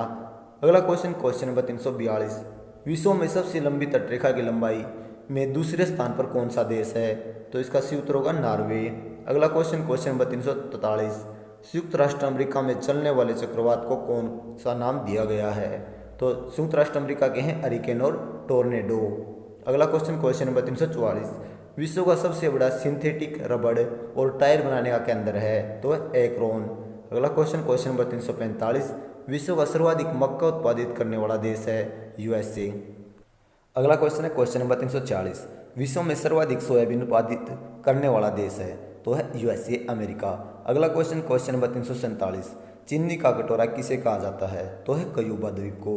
अगला क्वेश्चन नंबर 348, विश्व में सर्वाधिक चांदी उत्खलित यानी पैदा करने वाला देश कौन सा है? मैक्सिको, चांदी का देश कहा जाता है। अगला क्वेश्चन नंबर 349, विश्व की सबसे बड़ी तांबे की खान कौन सी है? तो बूटे खान है। यह मोटाना राज्य में स्थित है अमेरिका में। अगला क्वेश्चन नंबर 350, विश्व का सबसे बड़ा पार्क कौन सा है और कहाँ स्थित है? यह है वुड बफेलो नेशनल पार्क। यह कनाडा में स्थित है। अगला क्वेश्चन नंबर 351, विश्व का सबसे बड़ा स्टेशन कौन सा है और कहाँ है? तो यह ग्रांड सेंट्रल टर्मिनल न्यूयॉर्क में स्थित है। अगला क्वेश्चन नंबर 352, विश्व का सबसे बड़ा अजायब घर कहाँ है? तो यह America museum of natural history को कहा जाता है, जो कहाँ है? न्यूयॉर्क में स्थित है। अगला क्वेश्चन नंबर 353, विश्व की सबसे बड़ी ताज़ा पानी की झील कौन सी है? सुपीरियर झील है। अगला क्वेश्चन नंबर 354, कौन सी नदी विश्व का सबसे लंबा आंतरिक जलमार्ग बनाती है यानी कि अंदर से? तो सेंट लॉरेंस नदी। अगला क्वेश्चन नंबर 355, विश्व में गेहूं की मंडी के नाम से विख्यात नगर कौन सा है? तो है विनीपेग, कनाडा। अगला क्वेश्चन नंबर 356, उत्तरी अमेरिका के 2 अंतर पठारीय पठार हैं? तो उत्तर होगा कोलोराडो पठार व एवं मैक्सिको का पठार। वो अगला क्वेश्चन नंबर 357, हॉलीवुड कहाँ स्थित है? तो इसका सही उत्तर होगा कैलिफोर्निया का लॉस एंजल नगर अमेरिका में। अगला क्वेश्चन नंबर 358, विश्व का सबसे बड़ा रेलवे जंक्शन कौन सा है? तो इसका सही उत्तर होगा शिकागो। अगला क्वेश्चन नंबर 359, संसार का सबसे बड़ा बंदरगाह कौन सा है? न्यूयॉर्क। अगला क्वेश्चन 360, संसार में सोने की सबसे बड़ी खान है ओंटेरियो। यह कहाँ है? कनाडा में स्थित है। अगला क्वेश्चन नंबर 361, एशिया महाद्वीप को यूरोपीय महाद्वीप से अलग करने वाला पर्वत कौन सा है? तो है यूराल या एवं काकेशस पर्वत। अगला क्वेश्चन नंबर 362, किस महाद्वीप को प्रायद्वीपों का महाद्वीप कहा जाता है? तो कौन सा होगा? यूरोपीय महाद्वीप। महाद्वीपों का महाद्वीप कहा जाए तो एशिया महाद्वीप, और प्रायद्वीपों का प्रायद्वीप कहा जाए तो यूरोप महाद्वीप। अगला क्वेश्चन नंबर 363, यूरोप महाद्वीप की सबसे महत्वपूर्ण नदी है डैन्यूब। ये कितनी है? 2842 किलोमीटर तक। अगला क्वेश्चन नंबर 364, यूरोप महाद्वीप की सबसे लंबी नदी है वोल्गा नदी, या डोन भी कहते हैं इस नदी को। अगला क्वेश्चन 65, यूरोपीय महाद्वीप का सबसे बड़ा नगर लंदन किस नदी के किनारे स्थित है? टेमस नदी। अगला क्वेश्चन, क्वेश्चन नंबर 366, फ्रांस की राजधानी पेरिस किस नदी के तट पर स्थित है? सेन नदी। अगला क्वेश्चन 367, विश्व का सुंदर नगर या फैशन की नगरी किस शहर को कहा जाता है? पेरिस को। अगला क्वेश्चन, क्वेश्चन नंबर 368, विश्व का अन्न भंडार या रोटी की डलियां किसे कहा जाता है? यूक्रेन गणराज्य यूरोप महाद्वीप में स्थित है। अगला क्वेश्चन, क्वेश्चन नंबर 369, जर्मनी में स्थित ब्लैक फॉरेस्ट किस नदी के किनारे स्थित है? तो ये कहाँ है? राइन नदी। और यह ब्लैक फॉरेस्ट कहाँ है? जर्मनी में, याद रखना। अगला क्वेश्चन, क्वेश्चन नंबर 370, विश्व का सबसे बड़ा देश क्षेत्रफल में रूस किस महाद्वीप में स्थित है? तो ये यूरोप महाद्वीप में। और जो एशिया का जो हिस्सा रूस के साथ लगता है उसे क्या कहा जाता है? साइबेरिया। अगला क्वेश्चन, जिसमें बेकाल झील और स्थित है।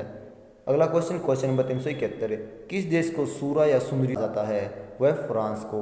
अगला क्वेश्चन, क्वेश्चन नंबर 372, किस देश को झीलों का देश कहा जाता है? वह फिनलैंड यूरोप। और जो वीडियो है, इस वीडियो की जो पीडीएफ है वो आपको दे दी जाएगी। वीडियो के लास्ट में लिंक दे दिया जाएगा, आप वहाँ से जाकर डाउनलोड कर सकते हैं। अगला क्वेश्चन, क्वेश्चन नंबर 373, किस देश को यूरोप का भारत कहा जाता है? तो इटली को, क्योंकि वहाँ पर जो अपने हिमालय है ना, वहाँ पर आल्प्स पर्वत है। और जहाँ अपने हरी भरी हरियाली रहती है, इटली में भी हरी भरी हरियाली रहती है। अपने यहाँ जैसे गंगा नदी है ना, वहाँ पर पो नदी है, ऐसे ही। अगला क्वेश्चन, क्वेश्चन नंबर 374, इटली में हिमालय पर्वत की भांति कौन सा पर्वत है? तो वह आल्प्स पर्वत। अगला क्वेश्चन 375, कौन सा चैनल फ्रांस को यूनाइटेड किंगडम से अलग करता है? तो कौन सा? English channel. अगला क्वेश्चन, क्वेश्चन नंबर 376, कौन सी सुरंग यूनाइटेड किंगडम और फ्रांस को जोड़ती है? तो चैनल सुरंग डोबर्ट जल डमरूमंडल से जोड़ने वाली। अगला क्वेश्चन, क्वेश्चन नंबर 377, किस जलधारा को यूरोप का गर्म कंबल कहा जाता है? तो क्वेश्चन इंपॉर्टेंट है, इसे गल्फ स्ट्रीम जलधारा कहा जाता है। अगला क्वेश्चन, क्वेश्चन नंबर 378, यूरोप का खेल का मैदान किसे कहा जाता है? ये भी इंपॉर्टेंट क्वेश्चन है, स्विट्जरलैंड को। अगला क्वेश्चन, क्वेश्चन नंबर 379, यूरोप का मरीज किसे कहा जाता है? यह तुर्की। हमने इसमें उन्हीं क्वेश्चनों का ऐड किया जो ज़्यादा इंपॉर्टेंट हैं, अदरवाइज क्वेश्चनों को छोड़ दिया गया है जो किसी काम के नहीं है। इसमें इंपॉर्टेंट क्वेश्चन याद है तो सभी क्वेश्चन याद करने हैं आपने। अगला क्वेश्चन, क्वेश्चन नंबर 380, कौन सा सागर तुर्की के एशियाई और यूरोपीय भाग को अलग करता है? तो है मरमरा सागर। क्वेश्चन, क्वेश्चन नंबर 381, अल्पस पर्वत जो इटली में स्थित है का सर्वाधिक विस्तार कहाँ पर है? यह स्विट्जरलैंड तक फैला हुआ है, यूरोपीय महाद्वीप में। अगला question, question number 382, Great Saint Bernard दर्रा किन देशों के बीच मार्ग का काम करता है? तो स्विट्जरलैंड और इटली। तो आपको पता चल गया स्विट्जरलैंड और इटली साथ साथ में है, क्योंकि यह आल्प्स पर्वत इन दोनों में बहुत ज़्यादा फैला हुआ है। अगला क्वेश्चन, क्वेश्चन नंबर 383, बर्नर दर्रा किन देशों के बीच मार्ग का कार्य करता है? तो है ऑस्ट्रेलिया और इटली के बीच। अगला क्वेश्चन, क्वेश्चन नंबर 384, विश्व का सबसे लंबा भूमिगत रेल मार्ग किन शहरों को जोड़ता है? तो सबसे लंबा कौन सा है? लंदन और पेरिस को जोड़ने वाला भूमिगत रेल मार्ग। अगला क्वेश्चन, क्वेश्चन नंबर 385, इटली की गंगा किस नदी को कहा जाता है? तो है पो नदी। यानी कि जिस प्रकार भारत में गंगा बहती है, वहाँ इटली में पो नदी बहती है, इसलिए इसे यूरोप का भारत कहा जाता है। अगला क्वेश्चन, क्वेश्चन नंबर 386, फ्रांस की सीन नदी कहाँ स्थित है? तो है इंग्लिश चैनल में। अगला क्वेश्चन, क्वेश्चन नंबर 387, किस देश को लघु यूरोप कहा जाता है? तो फ्रांस को लघु यूरोप कहा जाता है। अगला क्वेश्चन 388, किस देश को किसानों का देश एवं समुद्रों की रानी कहा जाता है? तो है फ्रांस को। अगला क्वेश्चन, क्वेश्चन नंबर 389, विश्व का हीरा व्यापार का सबसे बड़ा केंद्र है एंटवर्प, बेल्जियम। अगला क्वेश्चन, क्वेश्चन नंबर 390, किस महाद्वीप के केंद्र में लगभग दक्षिणी ध्रुव को माना जाता है? तो है अंटार्कटिक महाद्वीप के मध्य में किसको माना जाता है? दक्षिणी ध्रुव को माना जाता है। अगला क्वेश्चन, क्वेश्चन नंबर 391, अंटार्कटिक महाद्वीप को खोजने का सर्वप्रथम प्रयास अंग्रेजी नावक ने किया, वह कौन थे? वह जेम्स कुक ने। अगला क्वेश्चन, क्वेश्चन नंबर 392, अंटार्कटिक महाद्वीप की खोज किसने की? तो इसका सही उत्तर होगा फेबियन वेलिंग सोसेन ने। अगला क्वेश्चन, क्वेश्चन नंबर 393, किस महाद्वीप को श्वेत महाद्वीप कहा जाता है? तो इसका सही उत्तर होगा अंटार्कटिक महाद्वीप को। अगला क्वेश्चन है क्वेश्चन नंबर 394, दक्षिणी ध्रुव पर पहुंचने वाला प्रथम व्यक्ति कौन था? तो एडमंड्स था, यह नॉर्वे का निवासी था। इसने कब पहुंचा? 1911 ईस्वी में। अगला क्वेश्चन नंबर 395, गतिशील महाद्वीप किस महाद्वीप को कहा जाता है? तो इसका सूत्र होगा अंटार्कटिक महाद्वीप को। अगला क्वेश्चन नंबर 396, अंटार्कटिक महाद्वीप का एकमात्र सक्रिय ज्वालामुखी कौन सा है? तो है माउंट एब्रूस। अगला क्वेश्चन नंबर 397, दक्षिणी ध्रुव पर पहुंचने वाले प्रथम भारतीय थे डॉक्टर गिरिराज सिरोही, ये यूपी से थे भारत के। अगला क्वेश्चन नंबर 398, भारत ने अंटार्कटिका में पहला शोध केंद्र कौन सा था और कब स्थापित किया? तो भारत ने अंटार्कटिका में पहला शोध केंद्र स्थापित किया 1983 में दक्षिणी गंगोत्री, लेकिन वर्तमान में नष्ट हो गया है। अगला क्वेश्चन नंबर 399, अंटार्कटिका में भारत का दूसरा शोध केंद्र कौन सा था और कब स्थापित किया गया? यह था मैत्री, 1989 ईस्वी में स्थापित किया गया, जो वर्तमान में स्थित है। क्वेश्चन नंबर 400, लार्समन हिल्स में भारत ने अपना तीसरा अनुसंधान केंद्र कौन सा स्थापित किया? तो वह कौन सा था? भारतीय। ये कहाँ स्थापित हुआ? लार्समन हिल में। क्वेश्चन नंबर 401, दक्षिणी अमेरिका महाद्वीप किस जल संधि द्वारा उत्तरी अमेरिका से जुड़ा हुआ है? तो पनामा जल संधि। पनामा जल संधि और पनामा ही नदी। अगला क्वेश्चन नंबर 402, विश्व की सबसे ऊंची झील नौकायन झील कौन सी है? तो कौन सी है? टिटाकाका। यह बोलिया पठार पर है, जो पेरू बोलिया सीमा पर स्थित है दक्षिण अमेरिका में। अगला क्वेश्चन नंबर 403, विश्व का सबसे ऊंचा झरना कौन सा है? तो है एंजिल झरना। यह कहाँ है? गुयाना पठार पर स्थित है, कैरो नदी के ऊपर स्थित है और वेनेजुला में स्थित है, जिसकी ऊंचाई कितनी है? 979 मीटर ऊंचा है। अगला क्वेश्चन नंबर 404, विश्व का सबसे ऊंचा ज्वालामुखी कौन सा है? तो यह डेल सलाडो। यह एंटीज पर्वतमाला में स्थित है, चिली और अर्जेंटीना की सीमा पर स्थित है और दक्षिण अमेरिका में स्थित है। अगला क्वेश्चन नंबर 405, विश्व की सबसे अधिक ऊंचाई पर स्थित राजधानी नगर है, वह लापाज। यह बोलीविया राज्य की राजधानी है। अगला क्वेश्चन नंबर 406, किस घास के मैदान क्षेत्र को अर्जेंटीना का हृदय कहा जाता है? तो यह पंपास घास का मैदान। यह दक्षिण अमेरिका में स्थित है। याद रखना आपको, अर्जेंटीना पंपास का घास का मैदान। अगला क्वेश्चन नंबर 407, विश्व में सर्वाधिक कॉफी उत्पादन करने वाला देश है? तो है ब्राजील। यह दक्षिण अमेरिका में स्थित है। अगला क्वेश्चन नंबर 408, विश्व की तांबा राजधानी किसे कहा जाता है? तो है चिली का चुकी माता तांबा खान। यह दक्षिण अमेरिका के एंडीज पर्वत पर स्थित है। अगला क्वेश्चन 409, संसार में मैंगनीज की सबसे बड़ी खान है अपामा खान। यह ब्राजील में स्थित है। क्वेश्चन नंबर 410, सर्वाधिक चाय उत्पादक देश है ब्राजील। क्वेश्चन नंबर 411, सर्वाधिक तांबा उत्पादक देश है चिली। क्वेश्चन नंबर 412, विश्व की सबसे लंबी पर्वतमाला है एंडीज पर्वतमाला। और अगला क्वेश्चन नंबर 413, एंडीज पर्वतमाला की सबसे चोटी कौन सी है? एकांगुआ। यह 6960 मीटर है। क्वेश्चन नंबर 414, सर्वाधिक मछली पकड़ने वाला देश है पेरू। यह दक्षिण अमेरिका में स्थित है। अगला क्वेश्चन नंबर 415, दक्षिण अमेरिका का उष्ण मरुस्थल है पेंटागोनिया। यह अगला क्वेश्चन नंबर 416, किस महाद्वीप को द्वीपीय महाद्वीप कहा जाता है? तो ऑस्ट्रेलिया महाद्वीप इसका सही उत्तर होगा, और सबसे छोटा महाद्वीप भी यही है। अगला क्वेश्चन नंबर 417, न्यूजीलैंड और ऑस्ट्रेलिया की खोज किसने की? तो ओबेस तमसान ने न्यूजीलैंड और ऑस्ट्रेलिया की खोज की। न्यूजीलैंड की खोज 1642 में और ऑस्ट्रेलिया की खोज 1644 ईस्वी में की गई। अगला क्वेश्चन नंबर 418, सर्वप्रथम किस महाद्वीप की पूरी परिक्रमा जहाज से करने वाले और इसका नाम ऑस्ट्रेलिया रखने वाले कौन थे? यानी ऑस्ट्रेलिया की परिक्रमा जहाज से करने वाले पहली बार और इसका नाम ऑस्ट्रेलिया रखने वाले कौन थे पहले व्यक्ति? तो मैथ्यू फिल्डर्स। अगला क्वेश्चन नंबर 419, ऑस्ट्रेलिया और न्यू गिनी के बीच कौन सी जल संधि है? यह टोरेस जल संधि। अगला क्वेश्चन नंबर 420, ऑस्ट्रेलिया की प्रमुख पर्वत श्रृंखला है ग्रेट डिवाइडिंग रेंज। अगला क्वेश्चन नंबर 421, विश्व में सर्वाधिक बॉक्साइड उत्खनन करने वाला देश है वह ऑस्ट्रेलिया। अगला question number 422, the land of golden fleece, land of kangaroo, पैसिव भूमि का देश किस महाद्वीप को कहा जाता है? ये इसके उपनाम है, किसके? ऑस्ट्रेलिया महाद्वीप के। अगला क्वेश्चन नंबर 423, दक्षिण का ब्रिटेन किसे कहा जाता है? तो इसका सूत्र होगा न्यूजीलैंड को। अगला क्वेश्चन 424, न्यूजीलैंड की सर्वोच्च चोटी कौन सी है? तो है माउंट कुक। यह ऊंचाई 1754 मीटर है। अगला क्वेश्चन नंबर 425, न्यूजीलैंड का राष्ट्रीय पक्षी कौन सा है? कीवी। यह क्वेश्चन बहुत बार पूछा गया है, इसे याद कर लेना अच्छी तरह से। Like share and subscribe education Guruji 2.0 YouTube channel.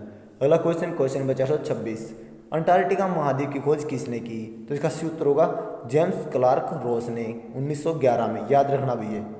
अगला क्वेश्चन नंबर 427, माउंट एल्ब्रोस ऊंचाई 5642 मीटर किस महाद्वीप में स्थित है? यूरोप महाद्वीप। क्वेश्चन नंबर 428, माउंट मैकिनले ऊंचाई 6194 मीटर किस महाद्वीप में स्थित है? उत्तरी अमेरिका महाद्वीप। अगला क्वेश्चन नंबर 429, माउंट किलिमंजारो ऊंचाई 5895 मीटर किस महाद्वीप में स्थित है? अफ्रीका महाद्वीप। अगला क्वेश्चन नंबर 430, एशिया की सबसे लंबी नदी कौन सी है? तो यांगत्सी 6300 किलोमीटर लंबी है, केवल चीन में ही बहती है ये।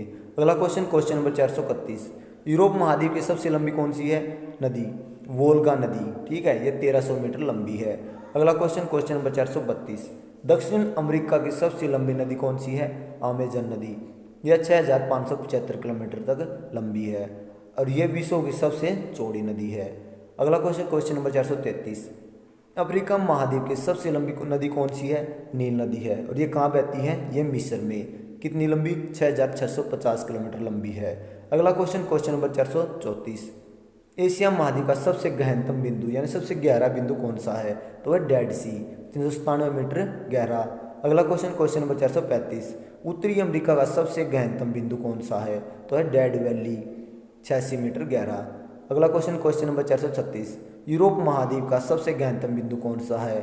तो है कैस्पियन सागर, यह 28 मीटर गहरा। अगला क्वेश्चन नंबर 437, संपूर्ण पृथ्वी के लगभग कितने प्रतिशत भाग पर विस्तृत जलमंडल है? तो है 71% भाग लगभग। अगला क्वेश्चन नंबर 438, पृथ्वी पर कुल जल का कितने प्रतिशत जल स्वच्छ जल का मीठा जल है? यानी कि कुल जल, उस जल का फिर स्वच्छ जल और उस स्वच्छ जल का भी कितने प्रतिशत भाग मीठा जल है? तो वह 2.5%। अगला क्वेश्चन नंबर 339, महासागरीय जल के दो महत्वपूर्ण गुण हैं, तापमान और लवणता, याद रखना है, पूछा जाता है। अगला क्वेश्चन नंबर 440, जलमंडल का वह बड़ा भाग जिसकी कोई निश्चित सीमा न हो क्या कहलाता है? वह कहलाता है महासागर। और महासागरों की संख्या कितनी है? 4। प्रशांत महासागर सबसे बड़ा, उससे अटलांटिक महासागर, फिर हिंद महासागर, फिर आर्कटिक महासागर।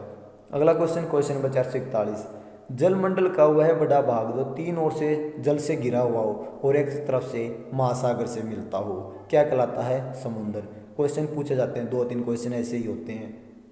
अगला क्वेश्चन नंबर 442, समुद्र का स्थलीय भाग में प्रवेश करने पर जो क्षेत्र बनता है क्या कहलाता है? खाड़ी।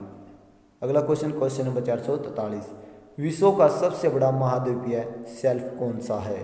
तो साइबेरियन शेल्फ, यह आर्कटिक महासागर में स्थित है। अगला क्वेश्चन नंबर 444, विश्व का सबसे गहरा गर्त कौन सा है? तो है मेरियाना गर्त और ये 11,022 मीटर गहरा है और इसकी जो स्थित है ये कहाँ? प्रशांत महासागर में स्थित है। अगला क्वेश्चन नंबर 445, टोंगा गर्त 900 मीटर गहरा, मिडनाव गर्त 10,500 मीटर गहरा किस महासागर में स्थित है? तो है प्रशांत महासागर में स्थित है, याद रखने ये। अगला क्वेश्चन नंबर 446, सुंडा गर्त 8,152 मीटर गहरा किस महासागर में स्थित है? पूर्व हिंद महासागर, जावा द्वीप पर स्थित है। अगला क्वेश्चन नंबर 447, रोम से गर्त 7,254 मीटर गहरा किस महासागर में स्थित है? दक्षिणी अटलांटिक महासागर में स्थित है। अगला क्वेश्चन नंबर 448, प्यूरिटो रिको गर्त 8,392 मीटर गहरा कहाँ स्थित है? अटलांटिक महासागर, पश्चिम दक्षिणी द्वीप पर। 449, समान खारेपन वाले स्थानों को मिलाने वाली रेखा को क्या कहा जाता है? समलवन रेखा, आइसोहेलाइन। अगला क्वेश्चन नंबर 450, सर्वाधिक लवणता वाला स्थान है तो वह वान झील है और वहाँ कहाँ स्थित है? तुर्की में स्थित है और इसकी जो परसेंटेज है लवणता की 330% है। और दूसरा स्थान किसका है? अगला क्वेश्चन नंबर 451, सर्वाधिक लवणता वाला दूसरा स्थान है मरत सागर का, यह 238% है। अगला क्वेश्चन नंबर 452, तटीय रेखा की लंबाई में भारत का स्थान कौन सा है? 16वां। अगला क्वेश्चन 453, किस गर्त को चैलेंजर गर्त कहा जाता है? मेरियाना गर्त, प्रशांत महासागर। अगला क्वेश्चन नंबर 454, संसार की सबसे बड़ी प्रवाल भित्ति कौन सी है? ग्रेट बैरियर रीफ, प्रशांत महासागर में स्थित है, ऑस्ट्रेलिया के क्वींसलैंड के समीप स्थित है। अगला क्वेश्चन नंबर 455, किस महासागर की आकृति अंग्रेजी के एस के आकार के समान है? अटलांटिक महासागर संपूर्ण जगत का छठा भाग, जबकि प्रशांत महासागर संपूर्ण जगत का 1/3 भाग है। अगला क्वेश्चन नंबर 456, मेडागास्कर द्वीप किस महासागर में स्थित है? ये हिंद महासागर में। इसे इंपॉर्टेंट क्वेश्चन है। अगला क्वेश्चन नंबर 457, संसार का सबसे छोटा महासागर कौन सा है? तो है आर्कटिक महासागर। अगला क्वेश्चन नंबर 458, उत्तरी गोलार्ध में जलधारा अपनी दाईं ओर तथा दक्षिणी गोलार्ध में जलधारा अपनी बाईं ओर प्रवाहित होती है। यह किस बल के कारण होता है? यह होता है कोरिओलिस बल के कारण, जो बल हमेशा भूमध्य रेखा के पास होता है। अगला क्वेश्चन नंबर 459, चंद्रमा और सूर्य की आकर्षण शक्तियों के कारण सागरीय जल के ऊपर उठने वाले तथा गिरने वाले को क्या कहा जाता है? तो ज्वार भाटा। और ज्वार क्या होता है? जल का आगे की तरफ बढ़ना या उठना ज्वार, और जल का गिरना या पीछे की तरफ हटना भाटा कहलाता है। अगला क्वेश्चन नंबर 460, ज्वार भाटा के लिए उत्तरदायी कारण कौन कौन से हैं? तो है सूर्य का गुरुत्वाकर्षण बल, चंद्रमा का गुरुत्वाकर्षण बल और पृथ्वी का अपकेंद्रिक बल, अप यानी बाहर की तरफ लगने वाला बल, जो बल हमेशा रई जिसे दूध निकालते हैं या फिर जो वॉशिंग मशीन होती है उसमें यूज होता है। अगला क्वेश्चन नंबर 461, उच्च ज्वार कब उत्पन्न होता है? पूर्णिमा या अमावस्या को ज्वार उत्पन्न होता है। कारण है क्योंकि इसमें पृथ्वी, सूर्य और चंद्रमा तीनों एक सीध में होते हैं, तीनों ही, तो इसी दिन क्या होता है? उज्ज्वल उत्पन्न होता है। निवन ज्वार कब उत्पन्न होता है? यह ज्वार सप्तमी या अष्टमी को होती है, दोनों पक्षों की। अगला क्वेश्चन नंबर 463, भरत ज्वार और नीमन ज्वार यानी कि बड़े ज्वार जो उच्च ज्वार है और नीमन ज्वार के बीच का अंतर कितना होता है? तो है 7 दिन का। अगला क्वेश्चन नंबर 464, सामान्य ज्वार दिन में कितनी बार आता है? इसका सही उत्तर होगा 2 बार। 12 घंटे 26 मिनट के अंतराल पर ज्वार आता है, लेकिन एक ज्वार आने के बाद उसके ठीक 6 घंटे 13 मिनट के बाद भाटा आता है, और भाटा आने के बाद ठीक 6 घंटे और 13 मिनट के बाद ज्वार आता है। और एक इम्पोर्टेंट क्वेश्चन है, इसके अंदर इम्पोर्टेंट नोट है, वह है इंग्लैंड के दक्षिणी तट पर स्थित साउथहैम्पटन में ज्वार प्रतिदिन 4 बार आता है, क्योंकि वहाँ पर 2 चैनल हैं। अगला नंबर 465, विश्व का सबसे बड़ा ज्वार भाटा कहाँ आता है? तो है फंडी खाड़ी में, और कहाँ पर? कनाडा के नोवा स्कोशिया में। अगला क्वेश्चन नंबर 466, पृथ्वी के चारों ओर से घिरे हुए वायु के विस्तृत फैलाव को क्या कहा जाता है? तो क्या कहा जाता है? वायुमंडल। अगला है नोट, वायुमंडल की ऊपरी परत के अध्ययन को क्या कहा जाता है? उसे कहता है वायु विज्ञान। जो ऊपरी परत होती है जिसे क्या कहा जाता है? वायु विज्ञान। और वायुमंडल की सबसे निचली परत को क्या कहा जाता है? ऋतु विज्ञान। अगला क्वेश्चन नंबर 467, वायुमंडल में सर्वाधिक मात्रा में पाई जाने वाली गैस कौन सी है?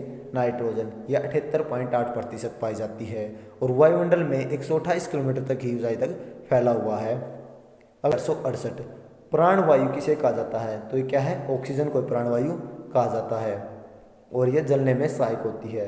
अगला क्वेश्चन नंबर 469, ग्रीन हाउस प्रभाव को प्रभावित करने वाली गैस कौन सी है? तो है कार्बन डाइऑक्साइड, जो 0.036% पाई जाती है। अगला क्वेश्चन नंबर 470, कौन सी गैस हमें सूर्य से आने वाली पराबैंगनी किरणों से रक्षा करती है? तो इसका सही उत्तर होगा ओजोन परत, जिसका फॉर्मूला होता है O3। अगला क्वेश्चन नंबर, पृथ्वी के तापमान को बनाए रखने के लिए उत्तरदायी गैस है कार्बन डाइऑक्साइड और जलवाष्प। अगला क्वेश्चन नंबर 472, वायुमंडल को कितने परतों में बांटा गया है? तो वह 5 परतों में, सौर मंडल, सप्ताह मंडल, मध्य मंडल, आयन मंडल और बाह्य मंडल। अगला क्वेश्चन नंबर 473, वायुमंडल की सबसे निचली परत कौन सी है? तो वह सौर मंडल। यह ध्रुवों से 8 किलोमीटर और भूमध्य रेखा से 18 किलोमीटर तक फैली हुई है। अगला क्वेश्चन नंबर 474, सौर मंडल में कितनी ऊंचाई पर जाने पर 1 डिग्री सेल्सियस की कमी हो जाती है? तो 165 मीटर ऊपर जाने पर हमें 1 डिग्री सेल्सियस की कमी हो जाती है, और 1 किलोमीटर तक जाने पर 6.4 डिग्री सेल्सियस की कमी हमें महसूस हो जाती है टेम्परेचर में। अगला क्वेश्चन नंबर 475, बादल, आंधी, वर्षा जैसी मौसम घटनाएं किस मंडल में होती हैं? तो यह सौर मंडल में, क्योंकि यह सबसे निचला मंडल है। अगला क्वेश्चन नंबर 476, सौर मंडल को अन्य किस नाम से जाना जाता है? तो यह संवहन मंडल और अधोमंडल। अगला क्वेश्चन नंबर 477, सौर मंडल और समताप मंडल को अलग करने वाले भाग को क्या कहा जाता है? तो सौर सीमा। जैसे यहाँ तक सौर मंडल है। इससे आगे समताप मंडल शुरू होगा, तो जो ये सीमा होती है ना इतनी, तो इसको क्या कहा जाता है, सौम्य सीमा, क्योंकि सौम्य मंडल का हिस्सा होती है। अगला क्वेश्चन नंबर 478, वायुमंडल में सौम्य मंडल से ऊपरी परत को क्या कहा जाता है, तो समताप मंडल, या 50 किलोमीटर तक की ऊंचाई तक फैली हुई है। जैसे सौम्य मंडल 18 किलोमीटर तक फैला हुआ है, इससे 50 ऊपर क्या है, समताप मंडल फैला हुआ है। तो अगला क्वेश्चन नंबर 479, वायुमंडल किस मंडल में चलाए जाते हैं, तो इसका सही उत्तर होगा समताप मंडल में। अगला क्वेश्चन नंबर 480, मूलताप मेघों का निर्माण किस मंडल में होता है, समताप मंडल में। यह कभी कभार होता है, क्योंकि समताप मंडल के अंदर मेघों का निर्माण नहीं होता। मेघ, आंधी, ये सभी किस मंडल में होते हैं, सौम्य मंडल में होते हैं। लेकिन कभी कभार किसी घटना के कारण सौम्य मंडल में बादल बन जाते हैं, जिन्हें अलग नाम दिया गया। क्या नाम दिया गया है, मुलाब मेघ। अगला क्वेश्चन नंबर 481, ओजोन गैस की परत किस मंडल में पाई जाती है, तो वह समताप मंडल में, और इसी कारण समताप मंडल को ओजोन मंडल भी कहा जाता है। अगला क्वेश्चन नंबर 482, ओजोन परत को नष्ट करने वाली CFC यानी क्लोरोफ्लोरोकार्बन गैस कहाँ से निकलती है, तो एयर कंडीशनर जो AC बोलते हैं और रेफ्रिजरेटर आदि से निकलती है। अगला क्वेश्चन नंबर 483, ओजोन परत की मोटाई मापने के लिए किस इकाई का प्रयोग किया जाता है, वह डाप्सन इकाई। अगला क्वेश्चन नंबर 484, वायुमंडल की सबसे बिचली या मध्य परत को क्या कहा जाता है, वह मध्य मंडल। यह 80 किलोमीटर तक ऊंचाई तक फैली हुई है, यानी पहले सौम्य मंडल, फिर समताप मंडल, फिर मध्य मंडल। ये 18 फैली हुई थी, ये 50 और ये 80 किलोमीटर तक। अगला क्वेश्चन नंबर 485, किस वायुमंडल में ऊंचाई बढ़ने के साथ साथ तापमान में भी वृद्धि होती है, तो वह आयन मंडल जो मध्य मंडल के ऊपर होता है। अगला क्वेश्चन नंबर 486, किस मंडल में रेडियो तरंगें प्रसारित होती हैं, तो आयन मंडल में ही रेडियो तरंगें प्रसारित होती हैं। जैसे आयन से होता है प्लस नेगेटिव, ये आयन होते हैं, इंग्लिश में आयंस बोलते हैं। तो इन्हें क्या होता है, आयंस। आयन से होता है आयन मंडल, और आयंस क्या होते हैं, बहते हैं। रेडियो तरंगें आयंस होती हैं। अगला क्वेश्चन नंबर 487, वायुमंडल की सबसे बाह्य परत को क्या कहा जाता है, इसका सही उत्तर होगा बाह्य मंडल। इसकी कोई निश्चित सीमा नहीं होती। अगला क्वेश्चन नंबर 488, बाह्य मंडल के किस गैसों की प्रधानता अधिक पाई जाती है, तो इसका सही उत्तर होगा हाइड्रोजन और हीलियम। जो पृथ्वी है ना, पृथ्वी की जो ऊपर पलटी है उसमें सबसे अधिक मात्रा पाई जाती है ऑक्सीजन की। जो वायुमंडल आ जाता है इसके अंदर पाई जाती है नाइट्रोजन की, और जिससे बाहर निकल जाते हैं ना तो हाइड्रोजन और हीलियम पाई जाती है। और हाइड्रोजन और हीलियम से ही सूर्य के अंदर जो गर्मी है, जो ताप है, वो बनता है। और अगला क्वेश्चन नंबर 489, ओरोरा ऑस्ट्रेलिस यानी उत्तरी ध्रुव प्रकाश और ओरोरा बोरियालिस यानी दक्षिणी ध्रुव प्रकाश किस घटना किस मंडल में होती है, तो यह बाह्य मंडल में। अगला क्वेश्चन नंबर 490, पर सूर्य से पृथ्वी तक पहुंचने वाली सौर विकिरण ऊर्जा को क्या कहा जाता है, तो उसे क्या कहा जाता है, सूर्य तप। अगला क्वेश्चन नंबर 491, सूर्य की किरणें किस विधि द्वारा पृथ्वी तक पहुंचती हैं, तो इसका सही उत्तर होगा विकिरण द्वारा। किरण विकिरण द्वारा पहुंचती हैं पृथ्वी पर। अगला क्वेश्चन नंबर 492, लू किस माध्यम से गति करती हैं, अभिवहन यानी कि अपने आप वहन करती हैं, किसी माध्यम की आवश्यकता नहीं होती। अगला क्वेश्चन नंबर 393, लोहे की छड़ में गर्म करने पर ऊर्जा का स्थानांतरण किस विधि द्वारा होता है, चालन विधि द्वारा। यानी कि क्या होता है, लोहे की छड़ होती है, इसके जो पार्टिकल्स होते हैं एक दूसरे के साथ बहुत ज़्यादा चिपके होते हैं, इनके अंदर स्पेस नहीं होता। तो जब लोहे की छड़ को गर्म किया जाता है ना, यहाँ से गर्म कर दिया तो ऑटोमेटिक वे गर्म होते चले जाते हैं। उनके पार्टिकल ऐसे नहीं कि वो यहाँ पे आ गया, ये यहाँ चला गया। ये होता है संवहन प्रक्रिया में। लेकिन चालन प्रक्रिया में क्या होता है, सभी ठहर जाते हैं, ऊर्जा अपने आप चलती है। अगला क्वेश्चन नंबर 494, गैस व तरल पदार्थों में ऊर्जा का स्थानांतरण किस विधि द्वारा होता है, संवहन विधि द्वारा। अगला क्वेश्चन नंबर 495, समान तापमान वाले स्थानों को मानचित्र पर किस रेखा द्वारा जोड़ा जाता है, तो है समताप रेखा। सम माने समान, ताप माने तापमान, समताप रेखा। अगला क्वेश्चन नंबर 496, वायुमंडल को किस यंत्र द्वारा मापा जाता है, तो इसका सही उत्तर होगा बैरोमीटर द्वारा। अगला क्वेश्चन नंबर 497, वायुमंडलीय दाब की इकाई क्या है, तो क्या है, बार है। इसी से मिलीबार या पास्कल से भी मापा जाता है। अगला क्वेश्चन नंबर 498, समुद्र तल पर औसत वायुमंडलीय दाब होती है 1013.2 मिलीबार, या फिर 1013.2 किलो पास्कल, दोनों ही इकाइयाँ दाब मापक इकाइयाँ हैं। अगला क्वेश्चन नंबर 499, समान वायुदाब वाले स्थानों को मिलाने के लिए खींची जाने वाली रेखा को क्या कहा जाता है? तो क्या कहा जाता है? समदाब रेखा। अगला क्वेश्चन नंबर 500, दूरी के संदर्भ में दाब का परिवर्तन की दर को क्या कहा जाता है? क्या कहा जाता है? दाब प्रवणता। और अगला क्वेश्चन नंबर 501, सेल्सियस थर्मामीटर यंत्र का आविष्कार किसने किया? एडविन सेल्सियस ने। अगला क्वेश्चन नंबर 502, पृथ्वी के घूर्णन का वेग सर्वाधिक कहाँ होता है? इसका सही उत्तर होगा विषुवत रेखा पर। सर्वाधिक अपकेंद्रिक बल कम वायु दाब पर। अगला क्वेश्चन नंबर 503, चक्रवात को अटलांटिक महासागर में किस नाम से जाना जाता है?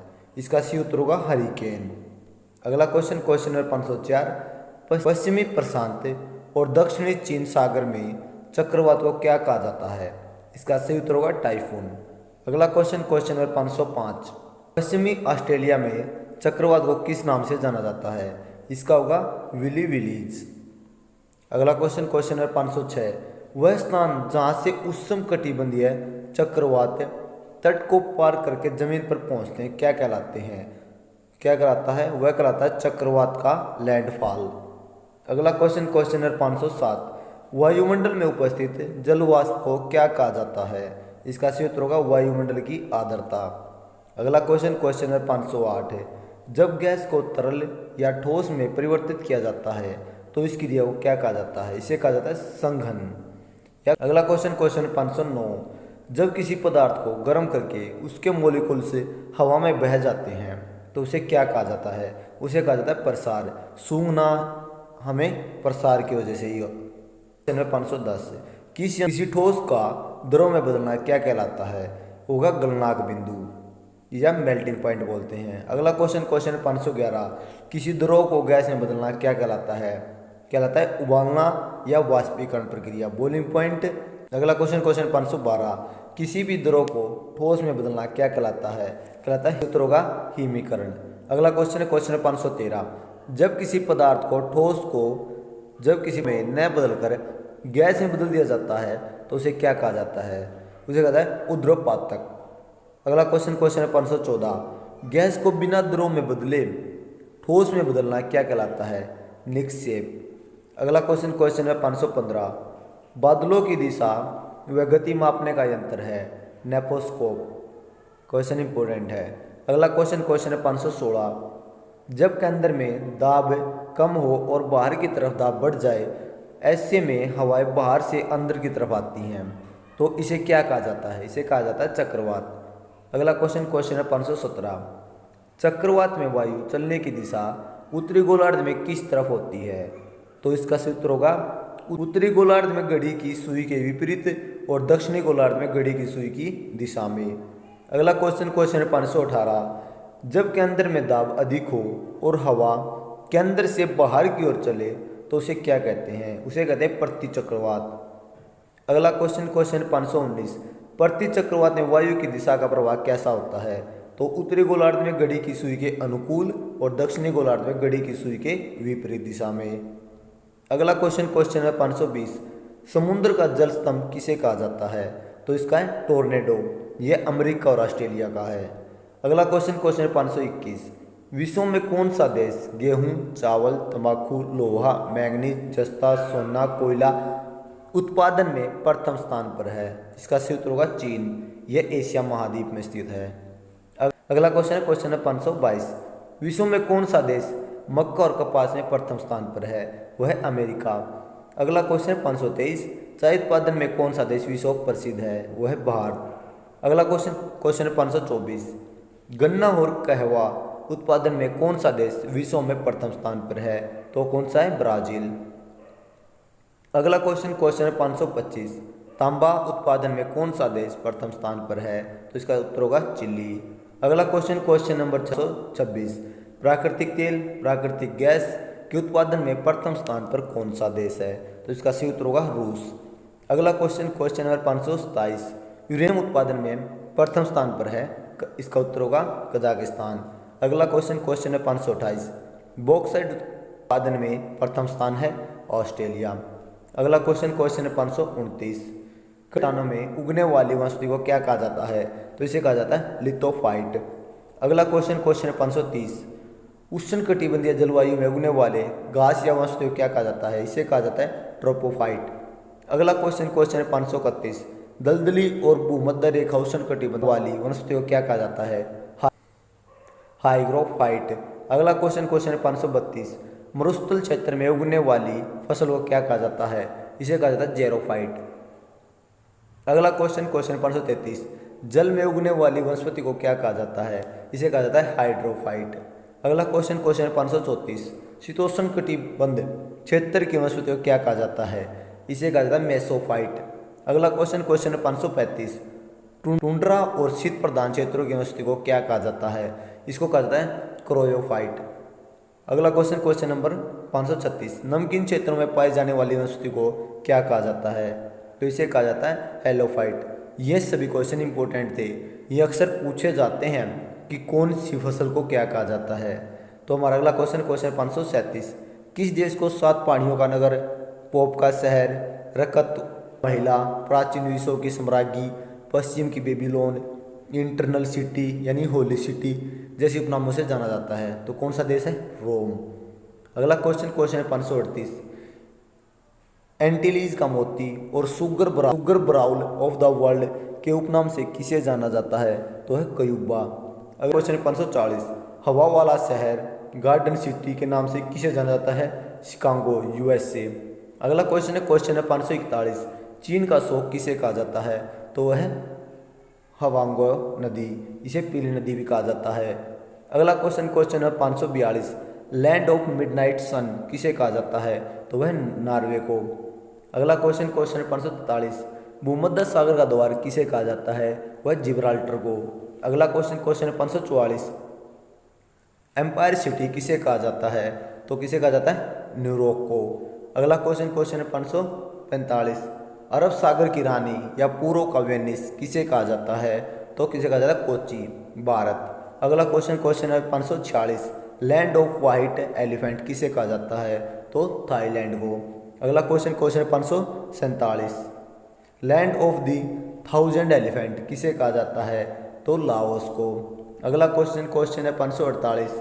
सिटी ऑफ गोल्डन गेट किसे कहा जाता है? तो सैन फ्रांसिस्को, ये यूएसए। अगला क्वेश्चन है 549। स्वर्णिम पेगोडा का देश किसे कहा जाता है? ये होगा म्यांमार। अगला क्वेश्चन नंबर 550। 7 टापुओं का नगर किसे कहा जाता है? तो मुंबई, भारत। अगला क्वेश्चन है 551। भारत का बगीचा किसे कहा जाता है? ये होगा बंगलुरु, ये भारत में है। अगला क्वेश्चन है 552। आंसुओं का प्रवेश द्वार किसे कहा जाता है? तो ये होगा बाब अल जलडमरू, मध्यम। अगला क्वेश्चन है 553। मोतियों का द्वीप किसे कहा जाता है? ये होगा बहरीन को। अगला है क्वेश्चन 554। श्वेत शहर किसे कहा जाता है? ये बेलग्रेड। क्वेश्चन 555। भारत का मसालों का बगीचा किसे कहा जाता है? इसका केरल, भारत। स्मारक। अगला क्वेश्चन है 556। स्मारकों की नगरी किसे कहा जाता है? इसका उत्तर होगा वियना, ऑस्ट्रेलिया। Question number 557। विश्व की जन्नत किसे कहा जाता है? इसे होगा पेरिस, फ्रांस की राजधानी। अगला क्वेश्चन है 558। लोक का द्वीप किसे कहा जाता है? ये होगा जंजीबार या तंजानिया में स्थित है। अगला क्वेश्चन है 559। पवन चक्कियों की भूमि किसे कहा जाता है? इसका उत्तर नीदरलैंड को। अगला क्वेश्चन है 560। हिंद महासागर का मोती या पूर्व का मोती किसे कहा जाता है? इसे उत्तर होगा श्रीलंका को। अगला क्वेश्चन है 561। सुकुमार फूलों का देश या पूर्व का ग्रेट ब्रिटेन किसे कहा जाता है? जापान को। अगला क्वेश्चन है 562। उत्तरी ध्रुव की खोज किसने की? ये की खोज की रॉबर्ट पियरी ने, ये अमेरिका के थे, 1909 में खोज की। अगला क्वेश्चन है 563। हवाई द्वीप समूह की खोज किसने की? इसका उत्तर होगा कैप्टन कुक, ये इंग्लैंड के थे, 1770 में खोज की गई। अगला क्वेश्चन सौरमंडल की खोज किसने की? इसका उत्तर होगा कोपरनिकस ने, ये पोलैंड के निवासी थे। अगला क्वेश्चन है 565। ग्रहों के गति का नियम किसने दिया? इसका उत्तर होगा केपलर ने, ये जर्मनी निवासी थे, 1600 में इसका खोज की गई। अगला क्वेश्चन है 566। कैप ऑफ गुड होप होकर भारत आने वाले कौन थे? वास्को डी गामा, ये पुर्तगाली थे, पहले पुर्तगाली, इन्होंने 1498 में भारत आए। अगला क्वेश्चन 567, प्रशांत महासागर का नामकरण किसने दिया? तो हो गया मैगलन ने।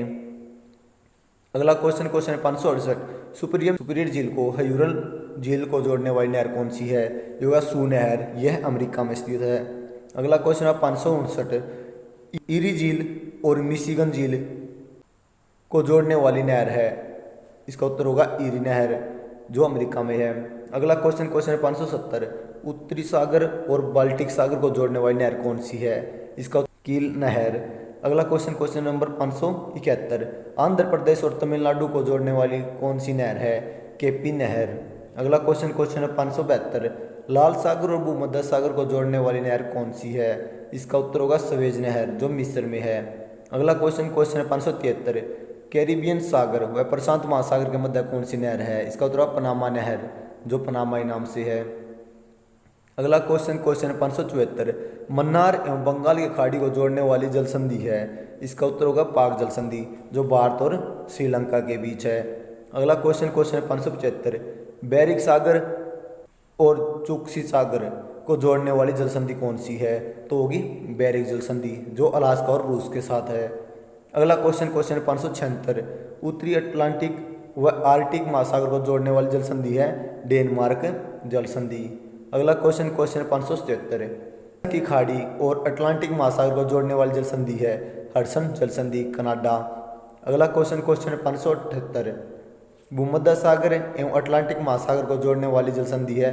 Gibraltar, Spain. Question number 579, Mexico की खाड़ी व अटलांटिक महासागर को जोड़ने वाली जल संधि है? फ्लोरिडा, जो अमेरिका और क्यूबा में है। अगला क्वेश्चन 580, जावा सागर और हिंद महासागर को जोड़ने वाली जल संधि है? सुंडा, इंडोनेशिया। अगला क्वेश्चन 581, प्रशांत महासागर और दक्षिणी अटलांटिक महासागर को जोड़ने वाली जल संधि है? Magellan, chilli. अगला क्वेश्चन है 582, भूमध्य की कुंजी किसे कहा जाता है?